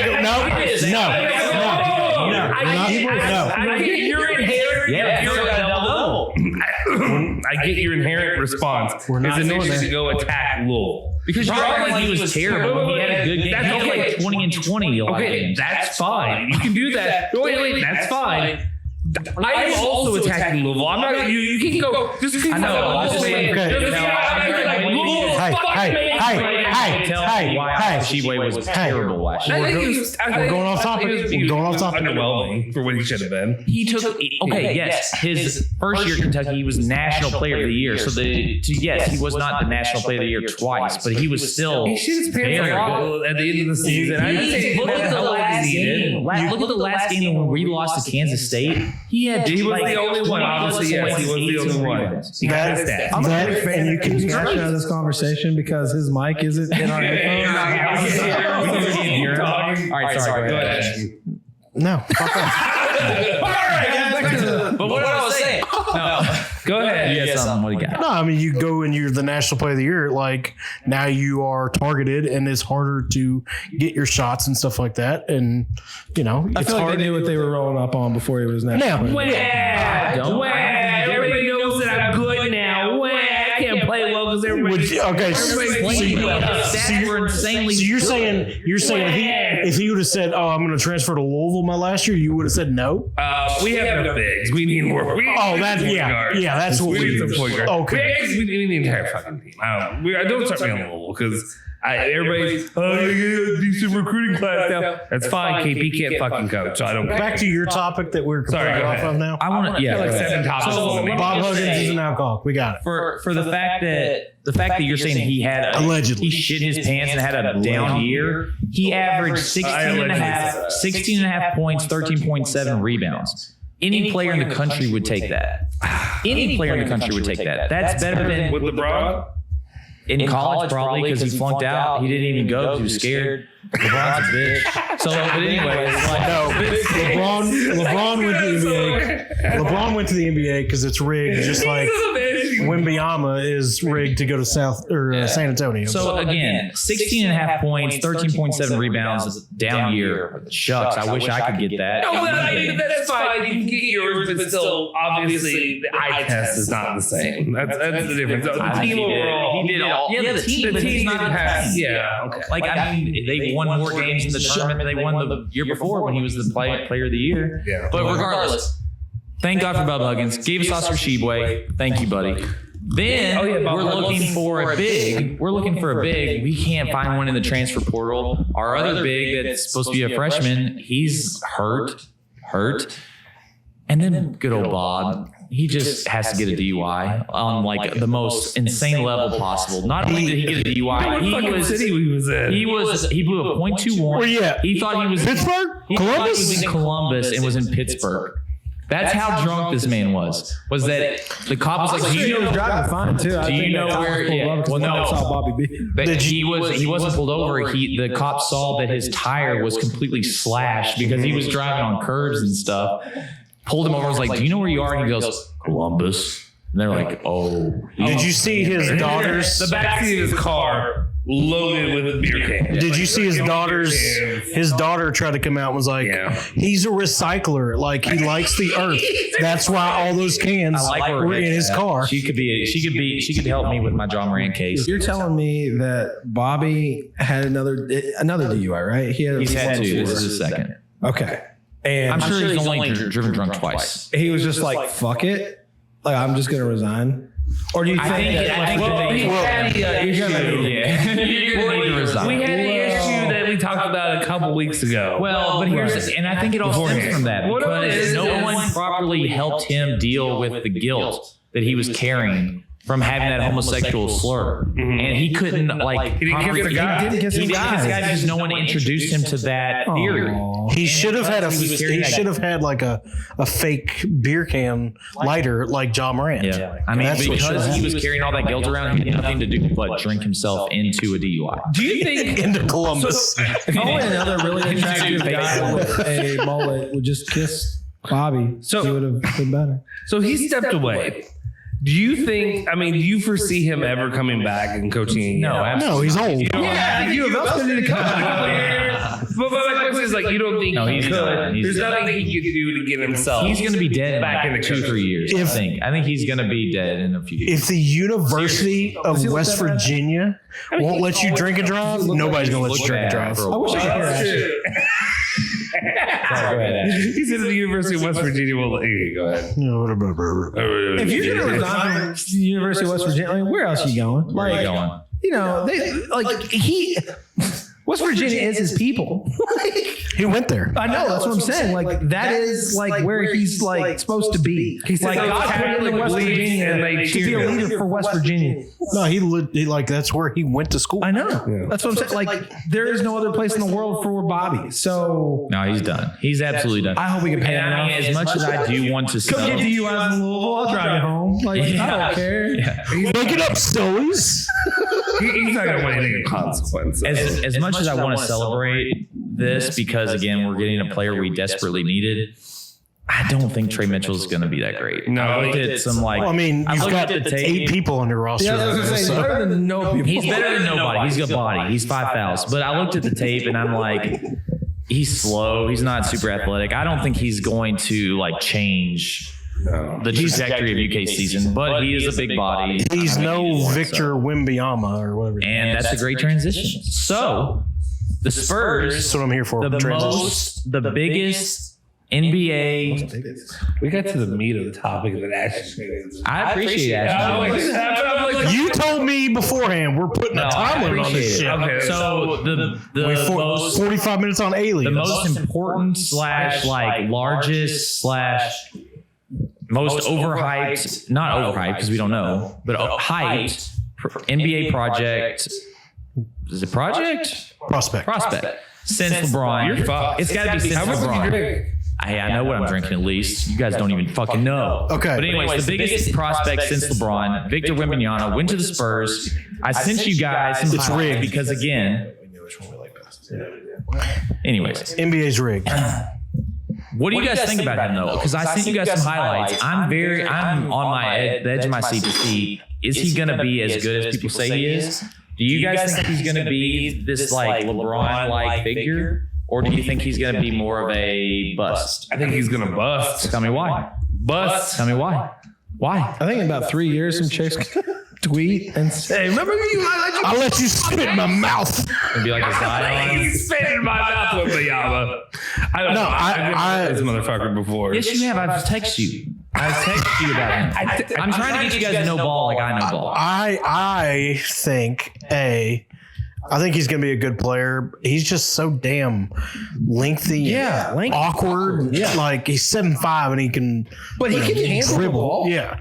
So that's going to be different, I think. Now, my bigger concern is like the NBA is obviously rigged. Like you're not sending the best prospects since LeBron to Detroit or Charlotte. Like there's a reason the Spurs got this year's first overall pick. Right. Just like the Cavaliers got the first overall pick when LeBron was coming out. Like I think it's another sign the NBA is clearly rigged. Like I was telling you earlier, I rewatched the NBA referee betting scandal thing. Mm-hmm. NBA's been rigged for a long time, and this is more proof of it. Yeah. Justin won't listen because it's not soccer, but that's fine. No, I mean it's a little suspect. It's a little suspect because again, not only do they want him to go to a franchise that has been successful for a while. Well, that and they've been bad the last few and they have a history of foreign players. Like they have a history of French players. So I mean, he fits like a glove there. I mean. My thinking with him is for him to be like the elite player that he is being like projected to be. He's not built like a LeBron where he's going to be able to dominate like at the rim because he's too skinny. No. You're not going to be able to post up like Shaq. You're not going to be able to, muscle up people like even Jokic and Embiid. For him to be the elite player that people have like projected him to be, he's going to have to be able to shoot like Kevin Durant. And if he can do that, he will absolutely be that guy because you can't defend his jump shot. You cannot block his jump shot. I know. Ashton just filled that. I thought we were just filling up for one for the rest of the night. I want to take some. I was over here. I want to take some of I was that. over here asking for some more, so I took the cheap shit. He handed it to me. I had some more. He handed it to me. Have some more. Are you kidding me? I watched that. I watched that. No, it's bro. I watched that live. He poured it all the way to the brim. I thought we were having some for the rest of the night. Pour some in Justin. Jesus fuck. God. No, you can get well. I'm gonna get a little bit too. Give me a little bit more. Well, yeah. Hold on. Oh God. You're lazy. Okay. Oh, I poured myself. Where? Justin, you want some? That's fine. That's fine. That is fine. This is so sad. This is the saddest thing ever. No! And Ashton still has way more than It came out a little quick. Brian Holmes a little bit more now. It came out quick. Yeah, you fill that thing out like it's. So I just need like that bottle in prison for a few months. I struggled to even bring this bottle because I didn't want it to go away this fast. It had Justin was nice enough to say, no, just give me the $30 bottle and I'll be fine. I was like, no, take it because I'm going to pour myself some. No, sir. I'll just take the $30 bottle one. I was offering it to Ashton. It's like, yeah, fuck it. Just pour the whole goddamn thing in there. You just poured it on the buyers. More than any of us. Oh my God. Jesus Christ. Give me that. I'm pouring a tiny bit back because I'm a little upset. Because I'm gonna want this one day and it's not gonna be there. I'm gonna spend $500 fucking dollars. That was I can't even pour it. Dude, let me just tell you, that was the most flagrant shit I've ever seen anybody do in my entire life. Like, I've never seen something more disrespectful. I think wasn't this like I took a little bit of your Weller the 30 that I took. I was just like, well, there's a little bit. That's enough for me. Thank you very much. It's a lack of appreciation. I think a short is gonna be just Ashton pouring the fucking shit into that guy, filling it up. Oh, my cheeks hurt. What? He's drinking a Truly. He's got a Truly too. Like I just ran out of beer, and that's why I'm going back to it. He's drinking a fucking Truly while he's doing it. My cheeks hurt because he literally had it up there. Oh, that's amazing. Hey, when I go buy another one, you're paying for half. That was awesome. That was like about $100 right there. Yeah, no, absolutely. That was at least. I'm sacrificing a lot. Like Dwight has some good shit that I can't afford. That's my nicest bottle right there. That and Weller single barrel. No, you got. Oh, so disrespectful. I love it. I love it so much. I think I picked that was my favorite. No, Old Fitz is your. You really need to figure it out whether or not. Yeah. Oh my gosh, that was brutal. All right, so the last thing I want to talk about on our main topic. Damn, we still have more time. Yeah, I mean we have a draft, quick, but I am curious. So we brought up Oscar. I told him to be home by 11. We brought up Oscar Sheboy. He was not drafted. Sonogo from UConn was not drafted. Momo. Timmy from Gonzaga was not drafted. So you've got three guys that were hands down some of the better, if not best, it's college. It's no Weller 12. That's why he took off. Yeah, but I'm curious though. So like, I can't stop thinking about just. Brian, you get shit? Fuck you. Just at the brain.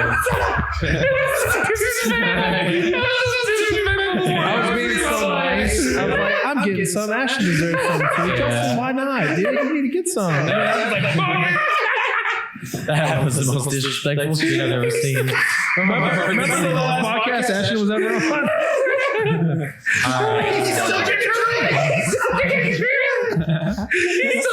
Why did you just fill in the rest of Truly? Yeah, I like to mix it with this shit.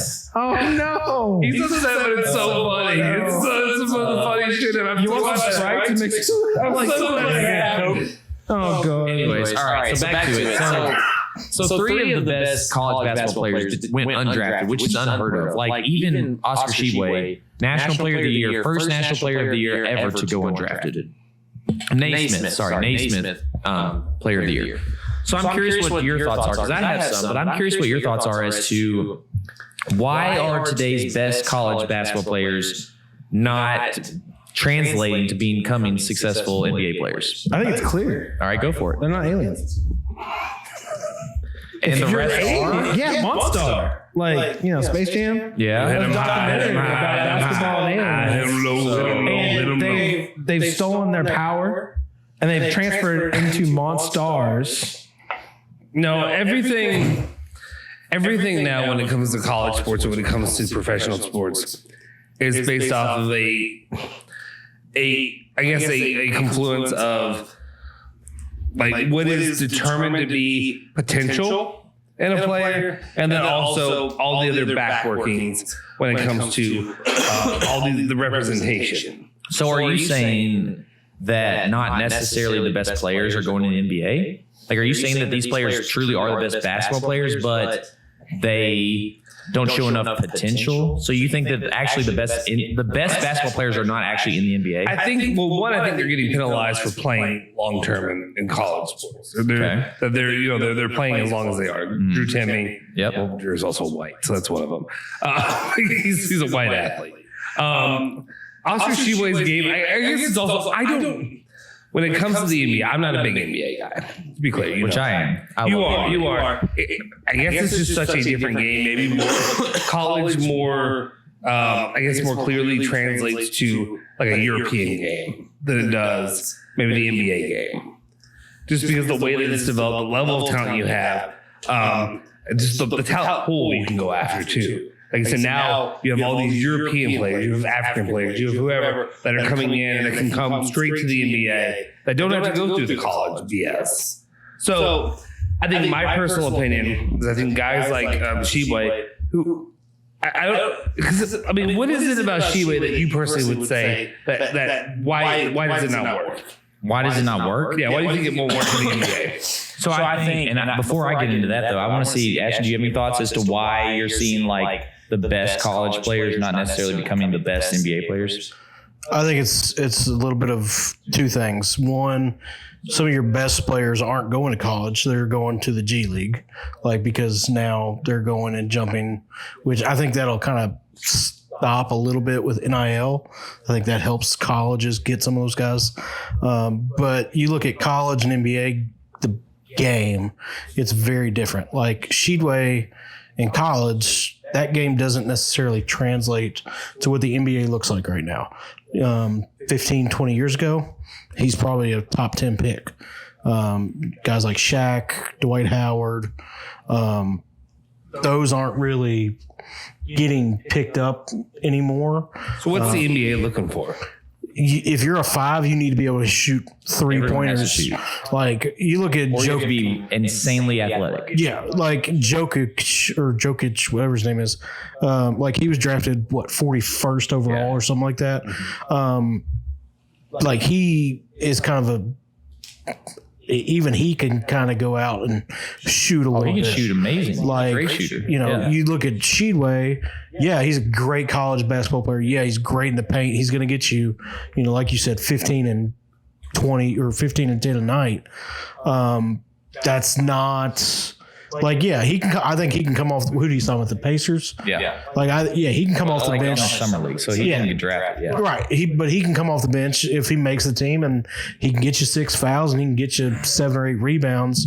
But as far as a scoring threats, he's not gonna go out and drop 30 a night because he can't stretch the floor both horizontally and vertically like other guys can. Timme, is the same way. Like he is a, try hard, get your rebounds, put back, stuff like that. Yeah. But you can't say, all right, 20 seconds left in the game. And this is what I hate about the NBA is it becomes just a one-on-one kind of game of everybody isolates over here. You got one-on-one, my man's better than your man, and I'm just going to either pull up and shoot this 3 or take you to the rim. Guys like Sheedway and Timmy, like that's not their game. So I think you did hit the nail on the head for me, at least, is that in my opinion, there is no sport more than drinking Truly instead of the bourbon. Sorry. There's no sport more so than basketball where it is so vastly different between the college game and the pro game. Agreed. I think that those are, because I am a big NBA fan, but I'm also a UK fan. And it is like watching two different sports at times where the NBA game is played so differently than the college game that it's insane to me. And I don't know why that necessarily is, but it's, I mean, the shot making for one, like college basketball shot making is so atrocious sometimes where it's just like, you're getting games that are in the 40s at the end of the game. It's 46 to 42. And I'm just like, can anyone hit a shot? I think a lot of it, like you look at college has a longer shot clock and, you know, you've got more set things. So like you look at an offense in college, there's a lot of sets, there's a lot of picks, there's a lot of rolls. There's, you know, things are set up every single series to get somebody who it's designed for involved. The NBA, it is a true, like, you know, Steph Curry, for example. See, this is like having your U of L fan. You can't really take basketball seriously anymore. Yeah, we haven't scored. But no, I mean, haven't scored 50 points all year. I agree with you though, is that it's one-on-one because if you watch the NBA playoffs, there's more ball movement in the NBA than there is in college. I mean, the ball is constantly moving. And I think that in the NBA, there's better spacing. I think there's better coaching, to be completely honest with you. And I think that players just know their roles better. Where in college basketball, everyone's expected to be, you know, I think everyone's expected to be somewhat of a scorer. Everyone's expected to do something. But in the NBA, it's like if you're out there for one specific purpose. Right. And you know your role. So like, for example, Jared Vanderbilt, who played maybe... He was injured. He was injured, but even when he was on the court, it was like, oh, this guy is so raw. He has, you know, I'm trying to think of some other guys, but like Gabriel, who's also on the Lakers, like role player for Kentucky, but he's on the Lakers. And so you're like, what are you doing? But it's like those type of guys can translate because they're so athletic and so long that they can make an impact. Gabriel definitely is long. He's long in every like a Pringles can. Yeah. Good for him. Yeah, good for him. Yeah, good for him. Have you seen the Gabriel picture? With his dollar bill in his McDonald's bag. I don't know who Gabriel is. Winning Gabriel. I think there's an archangel. Yeah, archangel. But to further your point, yes, and you get to the NBA, like, obviously you're not going to class all day. Like, yes, so if you're a post player, like you're working on your post stuff all day. You're a mid range. If you're a guy who's going to get the rebounds and assists, that's what you're working on. Like LeBron, every NBA team has to have at least two superstars now, or they don't compete. That's just the way it is in the current landscape of the NBA. You look at the finals. Denver has Murray, Jokic. We had Murray too, and we didn't go very far. So it's like another thing. But the NBA's best team and their best player couldn't even get to the Elite Eight in college. In college, he had other issues too. I think. Yeah. What? You've seen the video. That was not at Kentucky. Yeah, and that's not an issue. That's a benefit. That's a lot of Kentucky players that are having issues. Your idea of an issue and my idea of like a good time? Or no, I guess because Teddy Bridgewater winning Gabriel had similar issues. So I would argue college players, I think a lot of times might be kind of tied down by coaching and by scheme. NBA frees them up a little bit more to be that athlete and be more athletic than they showed in college. Yeah, and I know Justin's gonna blow a gasket when I say this, but Donovan Mitchell I think was pulled back by coaching in college. I think that's why he's better in the NBA and he wasn't. Yeah, I think he just choked. I think he was an ass while he was at Louisville. See, there you go. Donovan Mitchell sucked ass. He was terrible. He was. You don't think that had anything to do with who his coach was, or No, his coach is one of the greatest coaches of all time. Like no, college coaches? College coach. Well, that's fine. I'll take it. No. But I mean, I just think that it's interesting. Told you you'd be The guys that you watch on, if you're a college basketball fan, which again I am only because I'm a Kentucky fan. If I was not a Kentucky fan, I would not watch college basketball. It's very hard to watch. Oh, I agree. That's why I did not watch it this year. It's a rock fight. But I won. Win the bracket pool. Yeah. Show him some Frank Gore. Check out Frank Gore. Type in Frank Gore, no jock strap. Why do you know that off the We're top talking of like your men, head? guys. So anyways. So, all right. So that's our college basketball recap and Hold on. NBA recap. And John Morant, please give me a call because I am an attorney and I will represent you on this appeal. Before we go farther, do you think the NBA is rigged? Yes. But I don't think it always prevails. I think that the NBA rigs, especially in the playoffs, they don't want games to like finish in 4 or 5 games. So I do think that sometimes they will make calls go towards a team to make it go longer, but that doesn't necessarily mean the better team won't just win anyways. I agree. So I do think there is some rigging. Do you think that like the lottery was rigged for Wembanyama to go to the Spurs? Yes. I agree. They did not want him going to Charlotte. They did not want him going to Detroit. It just, that was just not a good look. All right, guys, it's time for our favorite portion of the podcast. It is time for our draft. Today, I was going to make it nice and simple for 3 fat guys to understand. It's called the worst sit-down restaurants draft for a reason. We've all been to wonderful, beautiful establishments that provide us food that we don't have to make and we can eat and walk away and just throw some money at it and somebody else take care of our fucking mess. Well, this one is not for those places. This is for the place that when you walk in, it is the fucking mess. It is the trash and it does not get cleaned up. So we are here to draft our worst sit-down restaurants as 3 fat guys and one guy who's going to be fat one day. Never. Can I say real quick? Yeah. I, as a parent, I appreciate going out to eat more than I have ever appreciated. Oh, absolutely. Because I cannot go out to eat with those 2 like evil children.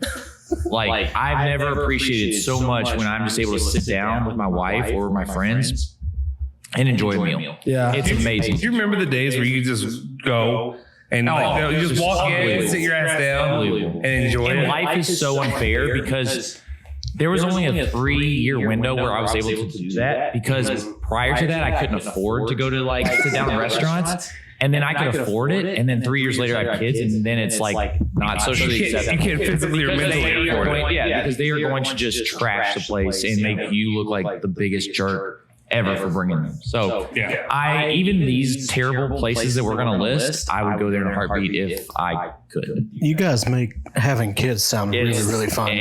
You are trapped in your home. I know he says that. Having kids is actually the greatest thing ever. Like, I would trade nothing in the world for my 2 kids. And I know that's too positive for us right here, right now. But I'm being honest. I know you're over here acting. You know what I wouldn't trade? What? Being single with no kids. I wildly disagree with you. I would call bullshit on that. I call shenanigans. I'm just saying you appreciate. We're going to turn a 30-minute segment into an hour and a half. Here we go. Let's do it. You do appreciate now as a parent, I think, being able to go to a restaurant when you didn't before because you just value that alone. You value being taken care of when you are taking care of monsters. And so I pull my share. I pull my share. You don't live here. I pull my weight, but I don't know that I pull all my weight. I don't pull all of it, but I pull enough to where I'm tired. All right. So let's get into it. Who's got the first pick? That was not a lie. Ask All right, guys. the woman. So Who's we're got the first here to rank our worst sit-down restaurants, and it is a snake draft as we've grown accustomed to. Who's first? Who's up this time? I forgot. I guess I'm opening Justin, this bad boy up, which is then me, then you, then Ash. Let's do this. Justin, you're starting us off. all right. This was a difficult one for me because it's the very first pick, so I feel like you can go so many different ways, and I'm sure somebody's going to disagree with me. But I think to me the clear choice for the worst sit down experience you're ever going to go to. Some people may love this experience. It's not for me. I've gone there. We've been there plenty of times, drunk, late in college, late even in high school. Qdoba? And of course, I'm going to go with Qdoba. No, that one's not as bad. Even though I did see Andre McGee with the prostitutes at Qdoba at 3 in the morning. I remember. Was that a precursor to the whole? No, it wasn't a precursor. It wasn't a precursor. It was the thing. It was right during the time frame. It was during 2012, 2013. Anyway. And you question whether all that was real? No, I don't question whether it's real. I question whether you can actually go after. So what's your pick? With my pick in this draft, number 1 overall, I'm going to go with Waffle House as the worst sit-down restaurant. I'm sorry. I don't want to be upset. I'm sorry. I don't want to have the risk of being stabbed when I'm going to eat. I don't need it. That's part of the experience. Okay, first off. Well, Go ahead. If you ask for cheese, you're getting a slice of cheese. It's not melted. No, It's a crackle. Cold as ice, right on your ass. I want that shit smothered and covered in. Yeah, the onions are not going to be sauteed. They're just going to be raw, which is okay sometimes with a cheese slice that looks like it just came out of the package. I like smelling like cigarettes when I walk out of a restaurant. Do you know what I want from Waffle House? You cannot smoke cigarettes in restaurants. What? What I want from Waffle House is I want to walk in. I want my waitress to have some chin hair, no teeth, and just she's yelling. She's fighting with the cook 5 minutes before. I want my cook to have an ankle bracelet on. God bless him. If he has an ankle bracelet on, you know that food slaps. Are going to be so good. It slaps. Here's the problem for me. He's got nowhere else to be. For a fat guy, this is surprising, but like I'm very, very particular about my food. So when I see the most disgusting human beings cooking my food, who I can tell have not bathed in months or weeks, That's a good sign of good restaurant. probably just got off work working her job as a prostitute, coming in here. And I can tell you for a fact, She works the early shift because you're there. no, but I know with the job that I've done, there was a Waffle House right next to a Red Roof Inn that I know for their job, that's where prostitutes work, and they all congregate, and that's where they have some kind of deal that's worked out with the Red Roof Inn, where they can just come and bring people as they go. That's weird. And You they let picked them our do that. next draft topic based upon. Where's the prostitute? Where's the hotel is the best. Yeah. But I know from work that I have done, that has happened. Anyway, you walk in, you get the All-Star special from the lady of the night that just got off her other shift. It's phenomenal. You can literally Phenomenal. fill your belly to like a painful level and only pay like $8. Yeah. $8, $12. I mean, and you were In and going out. home just stuffed. I do want to say there was one night when we went into an IHOP at midnight and we sat there for 35 minutes and did not get served.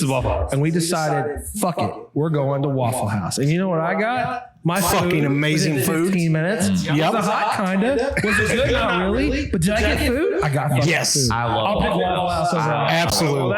Terrible I'm pick. sorry. It's just not the Russ Smith. I'm sorry. It's not the experience for me. All right, guys. Who's got second? My turn. I'm second. Bless. So I'm not particular about my food. If I'm a dumpster, I will take anything. Yes, I am a garbage disposal. So if How are you not fat? if I'm given the chance to eat at any restaurant out, I'm usually going to take it.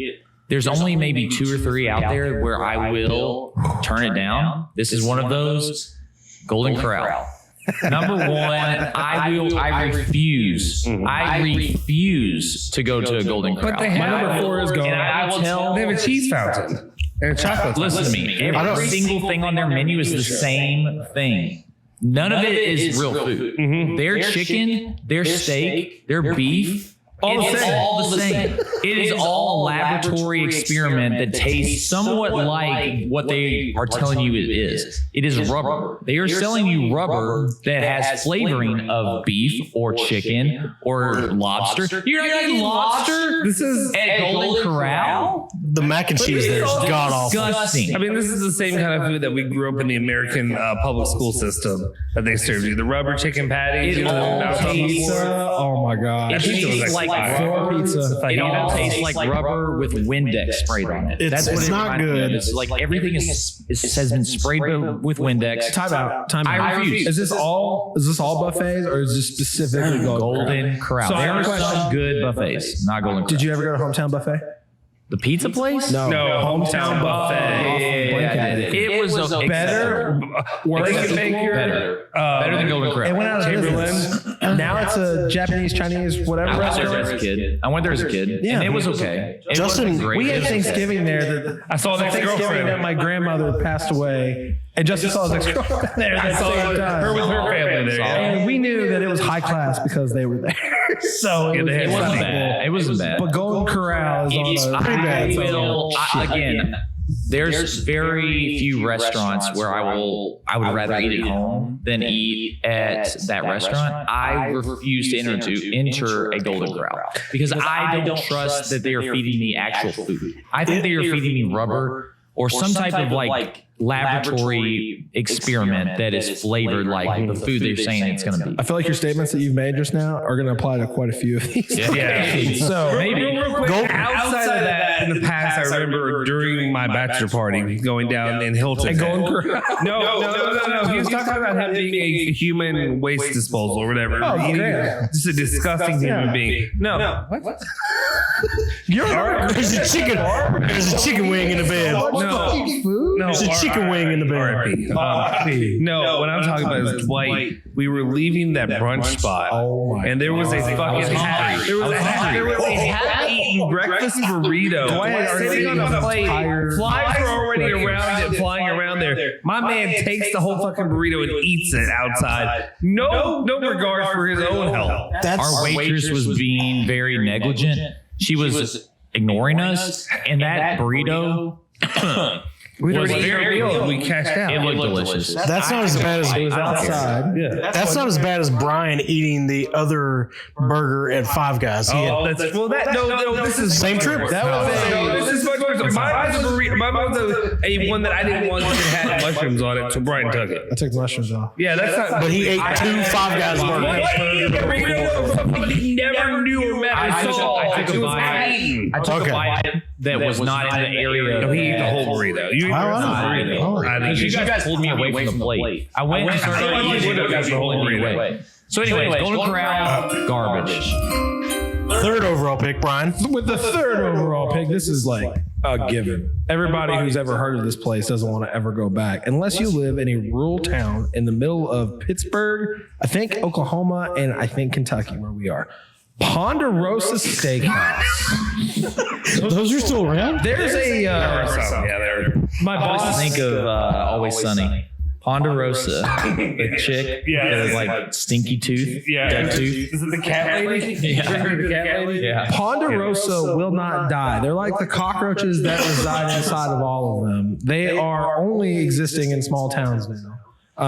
There's nothing worse than depressing dark atmosphere when you walk into one. And I have a vivid memory. I'm going to make this emotional. When I was a kid, I went on a fishing trip with my stepdad, and I was told we were going to have fine dining and we were going to stay in a hotel. We camped out on a fucking like walkout driveway in the middle of this lake, and we only had Ponderosa to eat that night. And as a fat little kid, cold out in the sticks trying to fish for some. Starving, Dad. And I don't eat fish. So I'm not going to eat the fucking catfish. Dad, I'm hungry, Dad. We went to a Ponderosa, like it was just gross. I haven't been in one in over 20 years, and if I ever get an eye shot again, no, not gonna fucking happen. There's a lot of other places that I can say that on a regular basis I see that I will avoid, but Ponderosa, whew. I'm gonna have a pick similar to that, where You have another minute left. I haven't even heard that name in so long that I didn't even know those things were. Yeah, And I had forgotten. I've pick seen one at similar like to that. Paducah in like London, London, Kentucky. Down that area, Corbin, Kentucky. There's some of those. I've never had Ponderosa ever in my life. You're lucky. I've never Maybe had. once. My ex-boss's brother has a lake house, and it's a piece of shit, and he knows it's a piece of shit. It's called Ponderosa. He gave it a name. The Ponderosa. Yeah. All right, we're moving on. Ashton. The fourth overall pick, Ashton's first pick. All right. My pick. It's got breakfast. It's got lunch. It's got dinner. It's got. Take one of my picks. It's got a whole store you can buy things from. Yep. But I think it's very overrated, which is hilarious because my family went there a lot when I was growing up. It seems like a Bailey family. Mainly, number one pick. mainly because it's the only place that would fit all of us. But Like there's food solid. Cracker Barrel, overrated. Yeah. Overrated. Where do you think he was going? Everything you said. Everything there is over. Here's my no. Let me finish. If I want to get breakfast, I'm gonna go across the street to Waffle House. And if I want lunch or dinner, I'm gonna go somewhere else with something good. Oh crap! Everywhere you go, there is a Waffle House near a Cracker Barrel. That's the most anti-American pick I've ever heard. Cracker Barrel overrated. That is, oh my god. The biscuits and the aunt would be a match in heaven because her theory is that she can make the country food so much better than Cracker Barrel. my family's cooking much better. Shut the fuck up, Lisa. You're wrong. Their casserole is Not good. It's not good. None of it's good. I went recently with my granddad. No, their biscuits are not good. They're dry. and it is so affordable. Yeah. It is insane. It's It's cheaper. so true. It's cheaper than fast food. Yeah, Almost. they're Again, Good. By the way, we're tangent. I have noticed a lot of places it's cheaper just to order fucking sit down restaurant to go food than to go to fast food restaurants. Their pancakes are unbelievable. Yeah, I'd rather go to IHOP. Rather go to Ashton, I'm glad. I hope you have some other terrible picks like this because you won't be still. Oh, the second one's gonna be worse. So I will eat a Cracker Barrel all day, every day. Yeah. It's so good. Ashton with the 5th overall pick So, and his second. with that said, this next one's gonna blow some minds. It's not looking good, bruv. It's not looking good. It's not because I'm not going there anytime soon. My second overall pick, the Reds just won. Good for the Reds. He's back. Olive Garden, very overrated. Not good. It's not good. It's overrated. It's not good. It's that's the expression I was expecting. No, I it's an Italian. I agree. Yeah, I mean, It is not one of the top 4 worst restaurants. it's Okay, so if I want Italian food, there's so many more places I would go. It's other than the breadsticks, nothing there. Really pit. No, I don't think the vinaigrette salad dressing. I will. I don't. I do not think that's salad. I just ate croutons and salad dressing poured together. It makes it well, they made like 5-year-old kids play basketball with him for 3 hours straight every night. But that's a whole different. But yeah, That's a whole sexcapade. Yeah, It's a whole trafficking thing. But yes, Olive Garden I think is very overrated.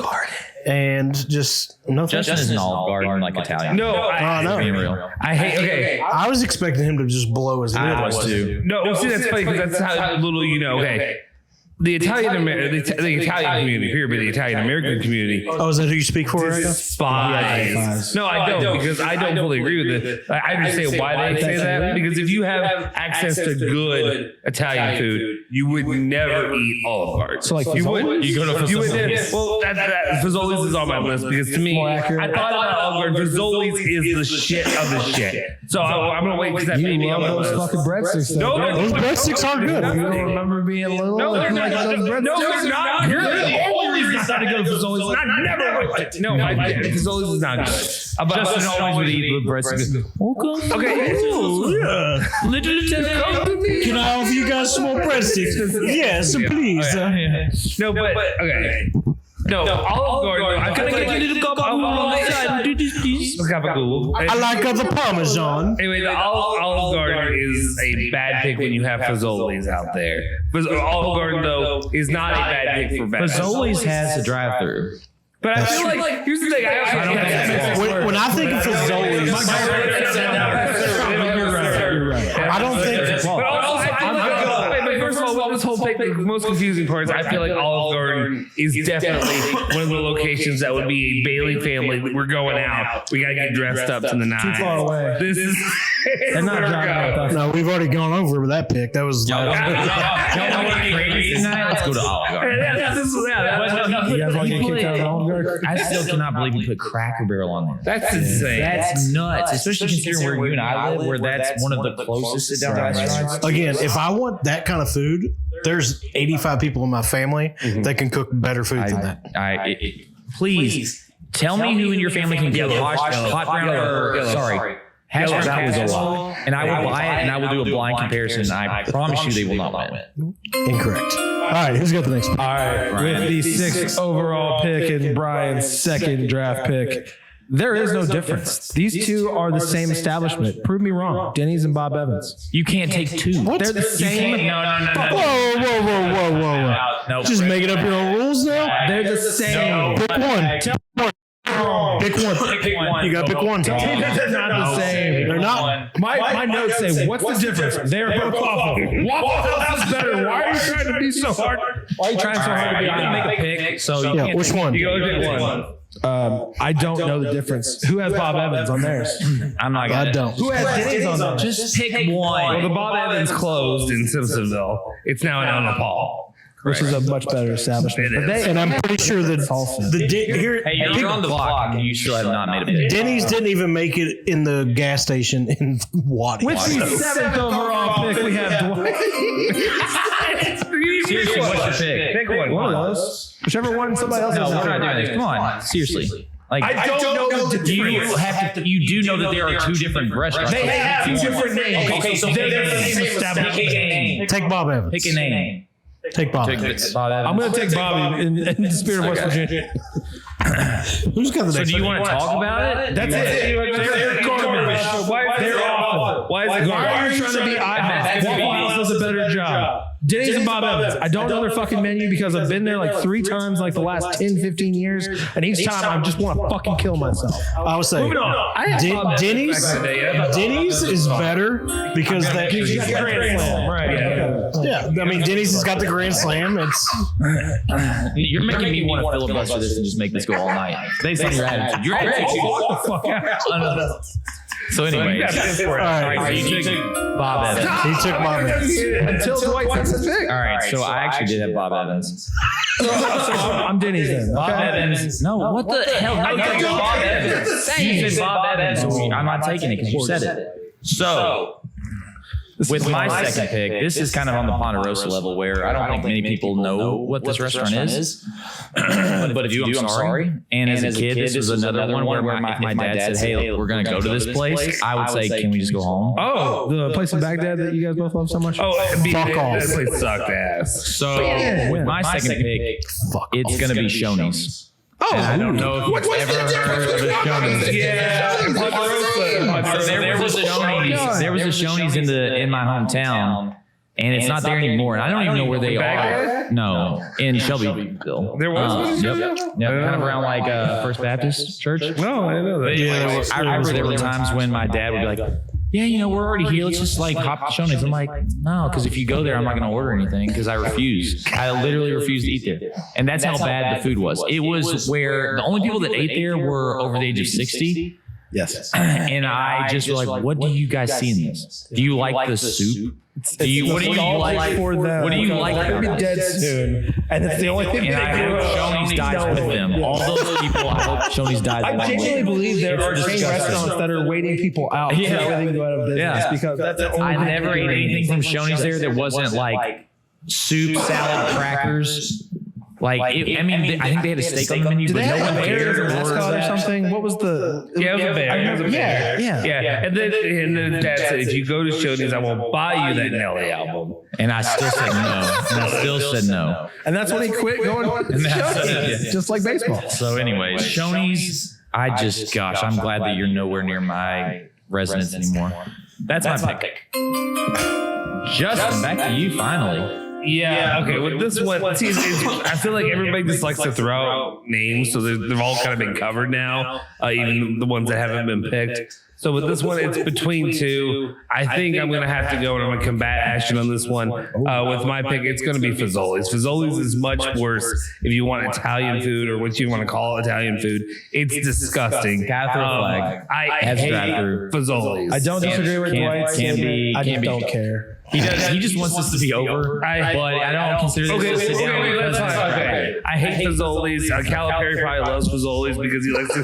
Calipari is 20 times he says stop. Okay, because he likes to say lots. He says lots of million. Put the fucking G in Familia. He has no fucking clue what it is to be Italian. Or maybe he's trying to dumb it down for BBN so he doesn't put a G in Familia. This slicked back hair would say And that otherwise. pisses me off. Kids flip too far out, right? Yeah, there's enough. Yeah, He is Italian. We have enough audio. 1000%. No, man. He worked in the fucking coal mines. So Italian worked in the fucking coal mines. Rick Pitino, 10 times more Italian than you'll ever be.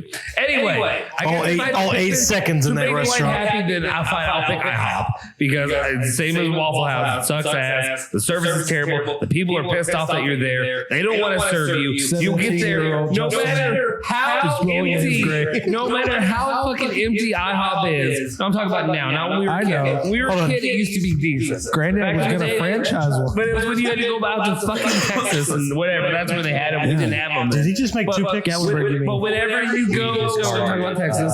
No, I'm talking about Texas. We went to fucking Dallas. But whenever you go out there, the people there, the whole restaurant will be fucking empty, and they'll tell you it's a 30-minute wait, and they will look annoyed that you want to go sit down and have your fucking New York cheesecake pancakes and get that shit. And they're not gonna cook up an egg. They'll cook up. You order 2 eggs, they'll cook you 1 egg and tell you that that's what you get. It sucks. I hate what it's become, and I'm done with IHOP. All right. It's passionate. They're all you can eat pancakes. I do think Waffle House is better than IHOP's. I think you should have flipped them. But that's just me. All right. I think Waffle House is the GOAT, but whatever.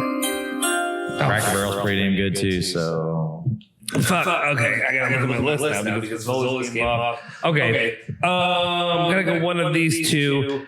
Okay, I'm gonna go with. So I can't go with this one because they don't have a server. So I'm gonna go with Texas Roadhouse. Personal opinion. What? No, the rolls are just butter. The reason I don't like Texas Roadhouse is all about the experience. Every time I've gone there, the to-go service is absolute fucking shit. You order. We're talking about sit-down restaurants. Talking about sit down. I'll work my way through the entire fucking establishment if you want. But the to-go service is shit. The workers don't give a goddamn, and they won't seat a damn table, or the whole group. If the whole group isn't there, they won't give you a fucking table. One person cannot be there, and they will make you wait. I got there. Yeah, I got there when they opened. Nobody else fucking at this establishment. Myself, my wife, my children, and my grandfather. 90 years old. We were waiting on a 9-year-old man, and then we were waiting on Brian and his family to get there. And they said, no fucking way. You have to wait until your whole party's here. So all the churches let out. And you couldn't sit at a goddamn table down. By the time I got there, like 10 minutes later, they told me it's an hour and a half late. Yep. And that's what we got. So fuck Texas Roadhouse. Fuck everything about them. Their steaks are always burnt. The people that actually cook the steaks don't know what the fuck they're doing. They're not that good. It's overrated. I don't need Texas Roadhouse in my life. And it's also Texas Roadhouse is from Louisville, Kentucky. Counterpoint. The rolls. The rolls and the cinnamon butter, as long as those are there, whatever. So good. I'm on a roller coaster of emotions. Justin said Texas Roadhouse. I said, what? Then I said rolls. It's like rolls are amazing. And then you explained all of that, and I totally agree with you. One bad experience. But I did hear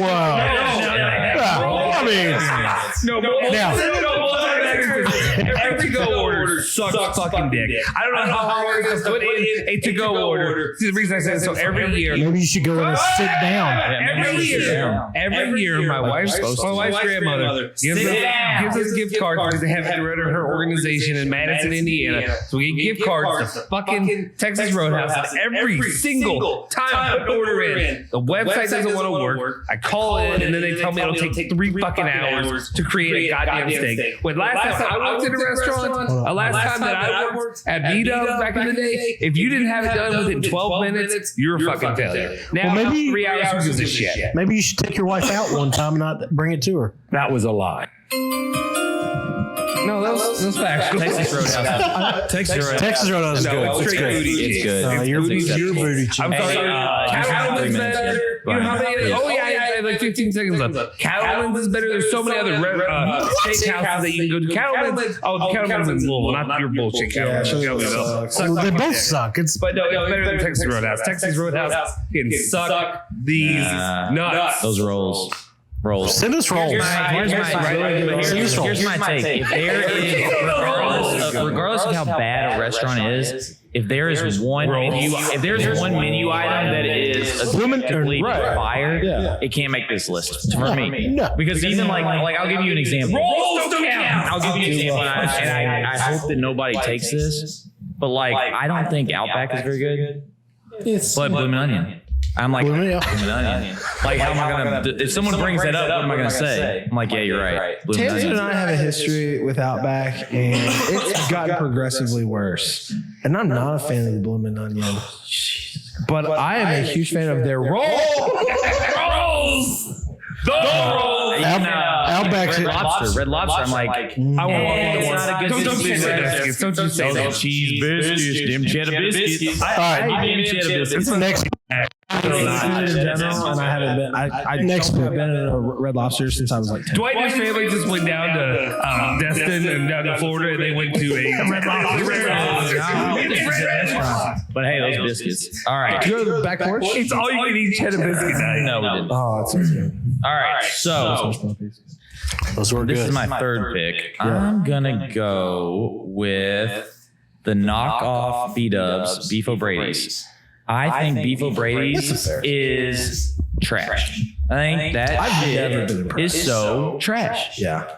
There's a reason why I went out of business. There's a reason why all beef. There's only 2 left that I know of. Every Beef O'Brady's. There's one in Frankfurt. There's one in Fern Creek. That's the only one that I know personally that I've been to that has not closed down because it's so trash. Everyone goes like, oh, this is great. We have a little bitty like generic B-Dubs, and then you go and you're just like, this is kind of crappy. Like it's just not good. But the rolls. No, not the rolls. Even the rolls. There's no menu item at Beef O'Brady's that you could say is worth going to Beef O'Brady's. In college, it was the 79-cent PBRs. And that is the only reason. I was gonna say I'm not a beer connoisseur. Like I'll drink Bud Light even because gender's a spectrum.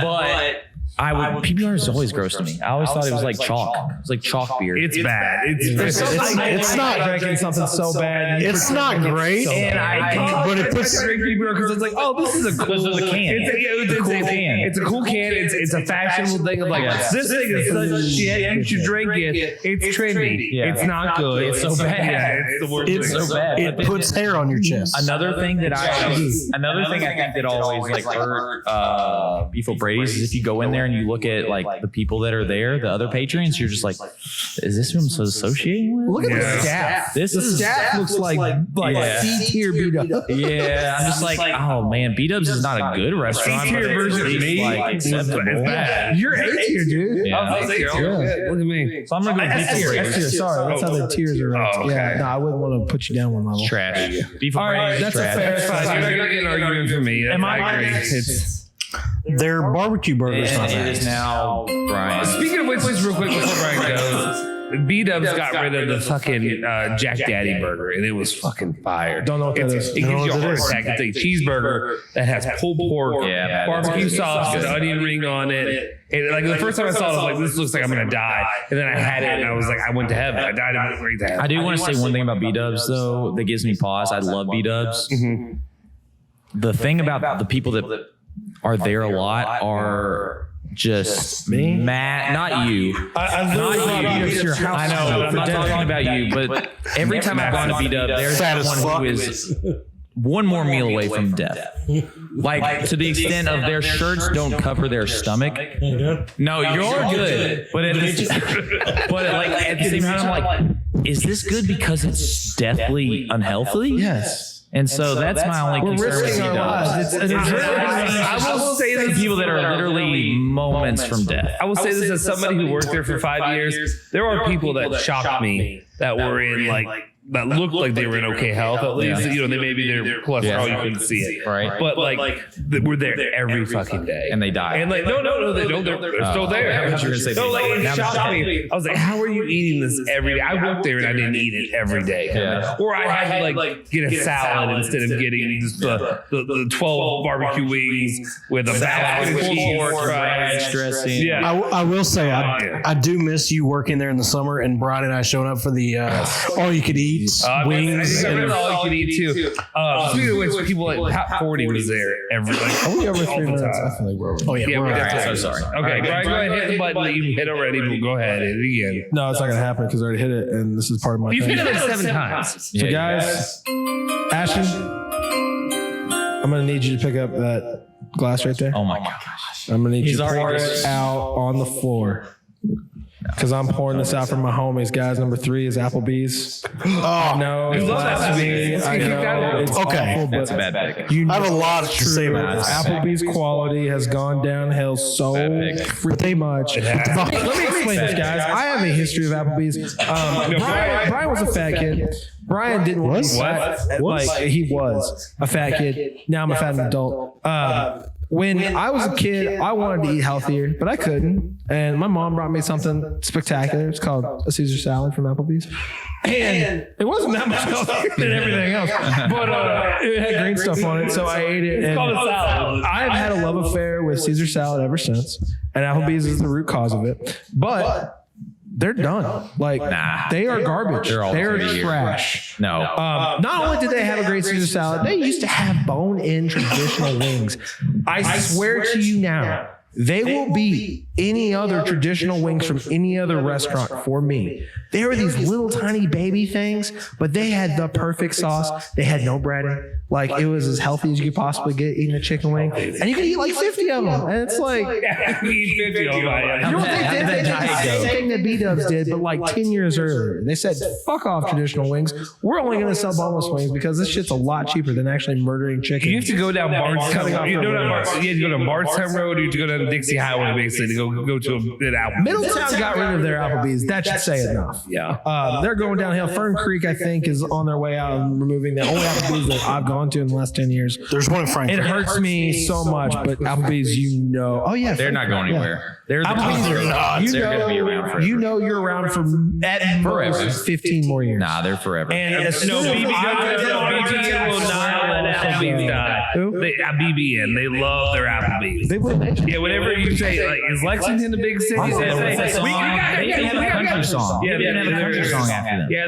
they're like BBN's like, we got 3 Applebee's. We're a big city. Applebee's on a big night. Yeah, Songs on the shades. Oh, no. I'll be honest. So like, I think about so when Louisville, the Orange Bowl team, 06-07, I got me a bunch of Applebee's for those games. Every game day, not every game day, but like a lot of those game days, I went out and got the riblets because I could just. It was Just right the word there. riblets. Not the ribs, the riblets. First time I could drive riblets and the fries. The fries used to be fire back in the day. They used to have amazing fries and they were crispy and whatever they did, they were good. We're only doing drafts from now on. The rest of this content sucks. This draft has made it fun again. Okay. The riblets. I went and got the riblets. The riblets, you can still get riblets. Dude, Applebee's is always going to be. It's not. It's definitely. If nothing else, they have Bahama Mamas. And if nothing else, you can get hammered for cheap. Like, I'm saying, this is the one restaurant that I will still suffer through and be disappointed every single time. But I'm going back for that sliver of hope that maybe it'll rekindle my childhood. They've got some good nostalgia. It shocks me, and the price is still decent. and it shocks me that they can like that they're going out while some O'Charlie's can hold on. That's And O'Charlie's not as worse. Yeah. Oh, I agree. I'd rather have. There's Although, good rolls. When you didn't pick I have a number 4. Well, you picked this first. I agree with the statement that they cumulatively. no, fucking listen. What? Honorable mentions. I'm gonna. Old Charlie's has good rolls. I think Ashton's next. Yes. Yeah, I agree that restaurant's worse. Like, no one's picked it. Just because I made a wrong pick, Dwight. Clearly, it should have been O'Charlie's then Applebee's. Pick O'Charlie's for the one. Oh, by the way, O'Charlie's Caesar salad, guess what? Lettuce hot, chicken cold. How the fuck does that make sense? That doesn't make sense. Ashton? With my third pick, I'm gonna go with. Ashton's always like drugged up whenever like I feel like we like Brian and I are screaming like high pitched or whatever, like, not high pitched but like high pace, and then Ashton comes and he's like, well, I think that I would like to pick. Well, that's CYPB starting to Brian told me to pour it on the ground. No, it's in my belly. Speaking of in my belly, this place does not go in my belly very often. Frisch's Big Boy. Good pick. I think it's trash. It's a sit down restaurant, but I'm like, It is, I think. it's very much yes. for all the 80-year-old people who go. But it doesn't have drive-through. No, they do. I sat in drive-thru for my mom multiple times to get the fucking. For some reason, she liked the ice in the drinks, the root beer there. I used to like They always have and nothing else. Don't ask me. They had the fucking Frisch's Big Boy holding the burger in the drive-thru line. I know. I have the. Everybody has the thing. I have the piggyback. Everybody has. Anyways, You know, it's god awful. It's god awful. The last time I went there was a straw paper in my soda. Like I hadn't even taken my straw out of the wrapper yet, and I looked. No, there wasn't even a straw in it. There was just straw paper in it. So yes. You look at It doesn't drive through. Yeah. So I don't know. But there's a lot of chairs in there. I'm the judge. Yes, it's Delay this. as fast as we possibly can, guys. but Frisch's Big Boy, the food is god awful, service god awful, cleanliness god awful. That's why they're all closing. So Tell me your 5 favorite restaurants right now. 5 favorites. Yes. Or just 2. Let's just do 2. Hooters. Okay, disgusting. Thank you. First Favorite restaurant. You and Vince Marrow You would can be pick any perfect. restaurant in the world, and Hooters is the first one. I don't think it's the food that Ashton. All right, John Daly. What else? The hot honey wings. Phenomenal. From Hooters? Yes. We'll have to go. I haven't tried them. Well, let's go. I'm down. Anyways, Wednesday? Number 2. of my Favorite? top. It's gonna be somewhere disgusting. Like a White Castle. No, but yes, but no. So it's like only restaurant that's not sit down rallies because it doesn't have an inside. What else are we supposed to do? It has to be a service. Rallies does have an inside. I've eaten inside of Rallies before. Are you serious? Yeah. Yeah, the one on by where I live, they used to have The it. one near Lynn's, the one near U of L. Oh yeah, that one did too. Yeah. Yeah, you and I have there with Spencer before, Yeah. chicken rings. Oh my gosh. Okay. Yeah, that was All great. right. Anyways, you have your last pick. Yes. Number 4. My last pick. Shout out. Hold on. Did Ashton really even get to talk about? Yeah, you did. Yeah. Talked about the straw. Yeah, he got it. We got it. Even though it wasn't. What do they serve? Cheeseburgers? Yeah, Yeah, burger cheese fries. American cuisine. They have rolls? They do not. That's why Old Charlie's is better. My 4th overall pick, my last pick, Chili's. The baby back ribs are not for me. Yeah. Good pick. That's a good pick. My baby back.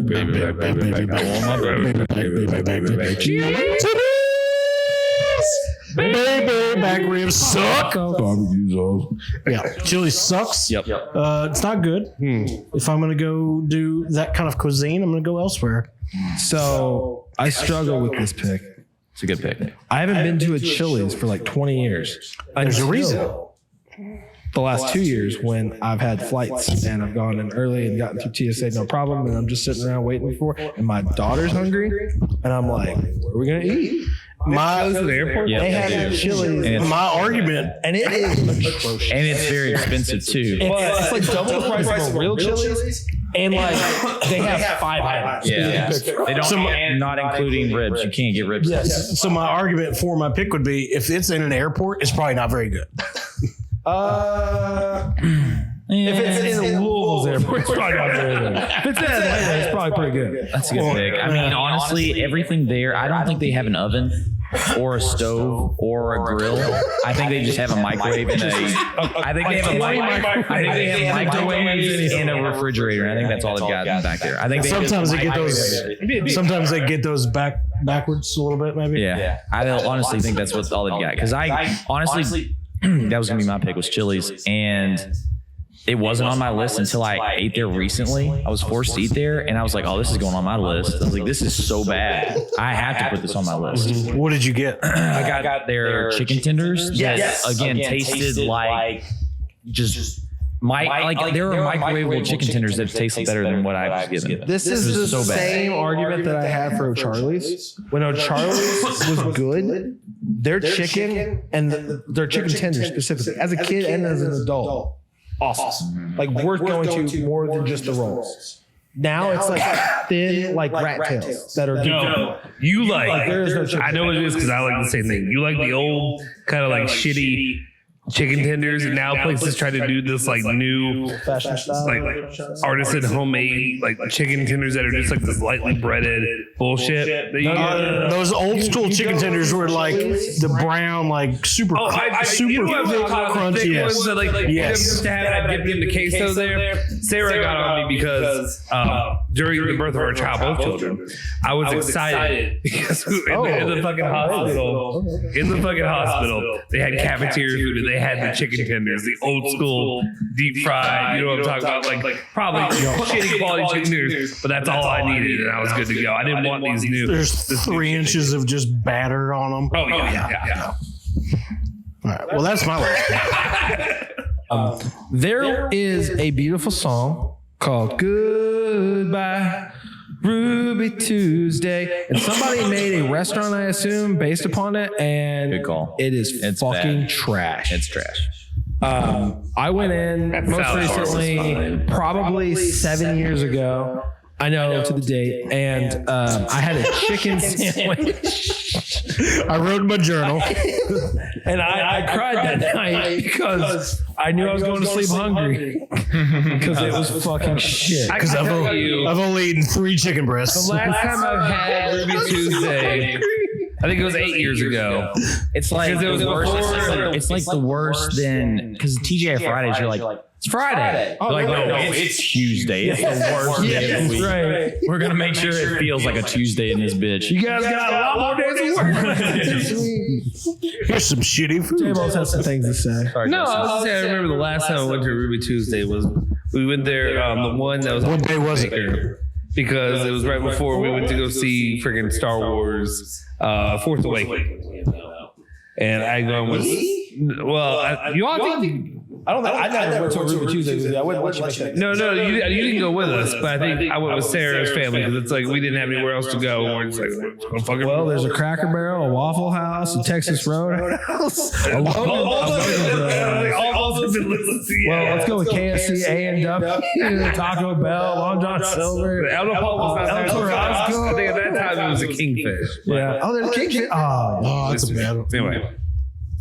That was just short. No, I had more, but I'm tired. Let's just move on. I want to go home. Just keep going. No, I'm hungry. Tell me about You it. want my wings and my wedges? You gave me some. No, you could have picked me up something, but no, You could have told me you needed to get picked up I something. thought we have Guys, I have honorable mentions, but I'm gonna wait. No, yeah, because we haven't- Stop doing your I kind of feel like right goes into it. And I'm like, no, you fuck. Oh my gosh, I'm struggling. I'm struggling because I thought Chili's was gonna be mine. Some honorable mentions, guys. I'm so upset. I still have 3 minutes. So hey, can we sit here in silence while I decide? Let me help real quick, okay? It's a good pick, actually. No, that's a staple of Chubbyville. That's all. That's the only restaurant. It's one of the few places that has. No, I'm saying like you go into Tumbleweed in Shelbyville, there's still plexiglass up to divide smoking and not smoking. You know, I've never been to that Tumbleweed. I've never gone into it. I walked in. I've been buying a lot. It's so bad. Really? It looks so bad on the outside. It looks like it can't be any better. I've never eaten at a Tumbleweed. Really? That's how bad it is. I've eaten that one Tumbleweed, and it was the one that was on the river. It was my mom's goal to keep me from going to that shitty restaurant. She hated it. She's won. So similar to Beef O'Brady's, where it's the stepchild of B-Dubs. I'm going with the stepchild of Applebee's, which is O'Charlie's. O'Charlie's is just garbage. But the rolls suck. I think we've had this conversation before, but no, the rolls suck. The rolls used to be good once upon a time, but the rolls are second class now.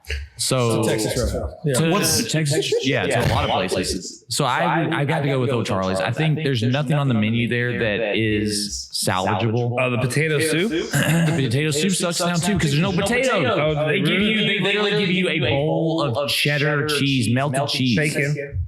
Not really, like fake bacon. This fake bacon. Bacon bits. And literally no potatoes. I don't know if I should be really sad or what, but like every restaurant we've named, that's all my parents ever took me to when I was a child. Do you know what else is funny is I was talking to my wife and I was like, hey, where did you, I was like, before prom, where did you guys go to eat? She's like, Charlie's. I was like, okay. I went to Macaroni Grill. I went to Hooters with us at one time. Oh, I did. Yeah. Yeah, we went to Hooters. We went to Outback. My senior one. Yeah. But no, I mean, I think that it is. It was with that. Okay. Okay, no one cares. No one cares. Listen, my Sarah? Great White Buffalo. If you see no Charlie's, you're just like, oh, I wish it was an Applebee's.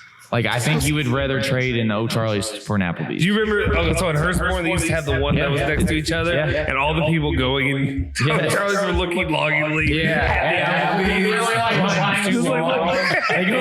Went to Applebee's. I'm sorry, it'll be 45 minutes until they go to O'Charlie's and they're like, oh, it's so good O'Charlie's. This is fun. Yeah. So that's mine. I think it's all again similar to. Where is there any old Charlie's still around? Hurstbourne. Hurstbourne, Dixie Highway. Hurstbourne. So that was actually all of them bothered me. But at O'Charlie's, if you remember back in like the 90s, they had it open where you could see into like the kitchen. Yes. And they cooked. Yeah. And then they decided, let's close that up so y'all can't see the shit that we do to your food. So it started getting me a little bit nervous. I'm like, what's coming out here? Because you used to go to see them. Like, oh, there's my cook. Or there's my server. They're going to get the food. Oh, they're getting it. Now they're coming out. Now it's like, I don't know what they're doing back there. I don't know if they're urinating in the peas. I don't know what they're doing. That's another What is dick on my food? What are you I do doing? love about Cracker Barrel is they give you plenty of things to do while you're waiting. You can go play checkers. To distract you. You can play checkers. You can play the little game with the little dots. See if you're like. It's just not good. It's just other than the apple butter. Cracker Barrel is just not good. Oh my God. All you need is red apple fucking butter. That's all you need. You're good. The butter's not good. All right. All right. So back to Justin to close us out. All right. Last pick, Mr. Olvin. This is a tough one because a lot of them have already been taken, but I think this one's a little bit of a curveball one. No, I don't need your list. Thank you. No. This is one that I have a personal vendetta against, and it's because they keep going off of Applebee's. These places keep replacing all of the Applebee's, all of the O'Charlie's, all of the whatever's out there. And I'm tired of their tired ass food. It's not good. It's generic. And with that, I'm going to go with First Watch. I cannot say First Watch guy. I hate First Watch. Sarah loves my family has it like Sarah loves to go to First Watch. I hate it with a passion. Every time we go there, I am pissed off. I'm tired of their tired ass generic brunch food. It's just running kind of healthy. Yeah, it's like It's very. I drink wine, it's a bourbon. It's a very posh, middle class white. posh breakfast food that You're not rich, but you're also not poor. Right. It's You don't want to eat like poor. It just fries. One of the upper class. Every Applebee's or O'Charlie's that is closed in Louisville is now one of these. O'Charlie's, so that one is a First Watch / La Rosa's. That's over off of Westport Road. Okay, La Rosa's is a Kings Island restaurant. is it? For me. Okay, I didn't know that. Apparently, it's an actual real restaurant. It's not good. It is. Okay. Well, thank you for that. La Rosa's, and they're like, oh, we got a La Rosa's. It's like, it's literally garbage. Well, the problem is, too, the issue we have living in Louisville, Kentucky, is that, like, and I had to argue this, and I understand a lot of them are sponsors for, like, ESPN Louisville and stuff like that, but, like, Diener and people were saying about, like, how there's good pizza in Louisville. No, there's fucking not. There is no good pizza in Louisville. No, that's not. Spinelli's. But it's not. I'll eat it, but it's not good. Like, it's not good pizza. Pizza Hut. Papa John's. Like you guys. Like matzo pie. It's Domino's. Mozzarella. It's not matzo pie. It's fucking bum ass. Anyway, First But yeah. Watch, though, is a cancer that doubles in size. Every single month, there's a new one. Is that a regional thing or is that like? I don't know. I'm sure there's more other places, but it's just how quickly they've sprung up that pisses me off. The Applebee's we used to go to, that granted on that land, is now a fucking First Watch. It's a beautiful piece of property. Yeah. If I want breakfast food again, I'm going to fucking Waffle House. Like, Okay, you're not helping yourself. This is better than Waffle House. no, First Watch. Like, I'm going to give you some eggs, but here's some avocado. There's Yeah. nothing. There is. Here you go. Why are you I'm not gonna here you go. That's very outdated. I'm not a breakfast guy, but there's nothing. There's very few things better than breakfast at Cracker Barrel. Yeah. No. It's comfortable. Go across the street to Waffle House. Food just make me You feel want good. chicken and dumplings? Yes, I do. That's not real chicken and dumplings. No. It's pretty good. Time out, No. really quick. Good. This is because you're like kind of like a country kid. Are you saying it's better than like your mom cooking you like breakfast, like at your house? Me? Yeah. So are you saying like would you pick Cracker Barrel over like your mom's breakfast on a Saturday morning? I mean, I don't think I would. Really? Yeah, maybe not. But at the same time, there are certain food items on the menu that my mom can't replicate. Right. So there are some things on Cracker Barrels, like again, going back to the hash brown casseroles. Yeah. Overrated. But like Their pancakes so good. I mean, Overrated. there are certain things at Cracker Barrel that are just they can't be touched. I know it's cheap. It's so cheap. So is Waffle House across the street with better food. You might get stabbed. You might get stabbed. I don't care. Get cheese, and when you ask for cheese, they give you like literally a cold Kraft single just sitting there, like the car. It's cold. But you know what? I appreciate What? them for all their hard work. I appreciate you. Thank you. I appreciate what showed up for work. That's more than most people can say. That's what I Granted, appreciate. does the cook have a record for probably being a pedophile? Maybe. I'm not judging. You make But you know what? I don't care. You went a little bit He too did. far on that one. You went a little too far. I mean, I'm just being real with people we know. But like, so like you and I had the same mom. EPO was fantastic. No, you and I. Like you were talking about the food. EPO fantastic. She doesn't cook anymore. You guys lived in the same universe, right? EPO fantastic. Outside of that, Environmental protected? no, eggs, potatoes, and onions. It's my favorite breakfast food. My grandma made it. It's what I like. My grandma made it. She made it. Whatever. But like outside of that, it's just like normal scrambled eggs. It would not like anything added to it. Imagine Pancakes from Bisquick. Justin, imagine going back in time and believing that turkey bacon was the best possible bacon that you could have. Yeah, that was And then you found out Your poor childhood. you found out allergies. How the hell? How did either one of y'all end up fat. that? You found out at 20 that real bacon existed, and your life changed forever. It's fortunate. I'll be honest. I was reborn. Did anybody have? So let's put a bow on it. So to wrap this up, heartfelt congratulations to Coach Morrow on your wedding. But what I appreciate as a UK fan is this did not let you. It did not take your eye off the ball. Like you still were out there grinding, and you tweeted. I got the target I wanted. This is SEC ball, and we got an SEC and SEC grown man. Grown GROAN. He's groans because you know he's a man because he grows. Grown man, go big blue. I got the target I wanted. This is SEC ball, and we got an SEC grown man, go big blue. And that's how you know you got a coach. You're not worried about deflowering that perfect virgin of a wife you have. You're worried about getting that grown man. They're like SEC 50 years old. I think she's been deflowered. SEC. Speaking of SEC, congratulations to LSU, who defeated another SEC team, Florida, in the championship. This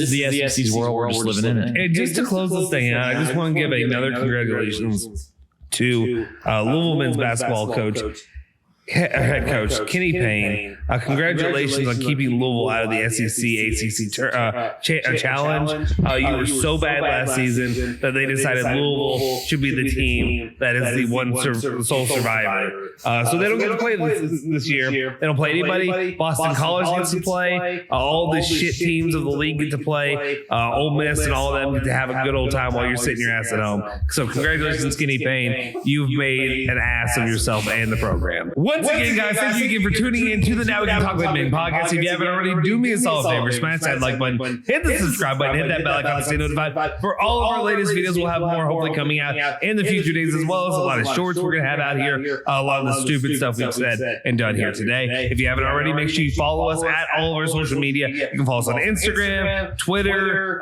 TikTok, all that good stuff at Now We Can Talk Like Men.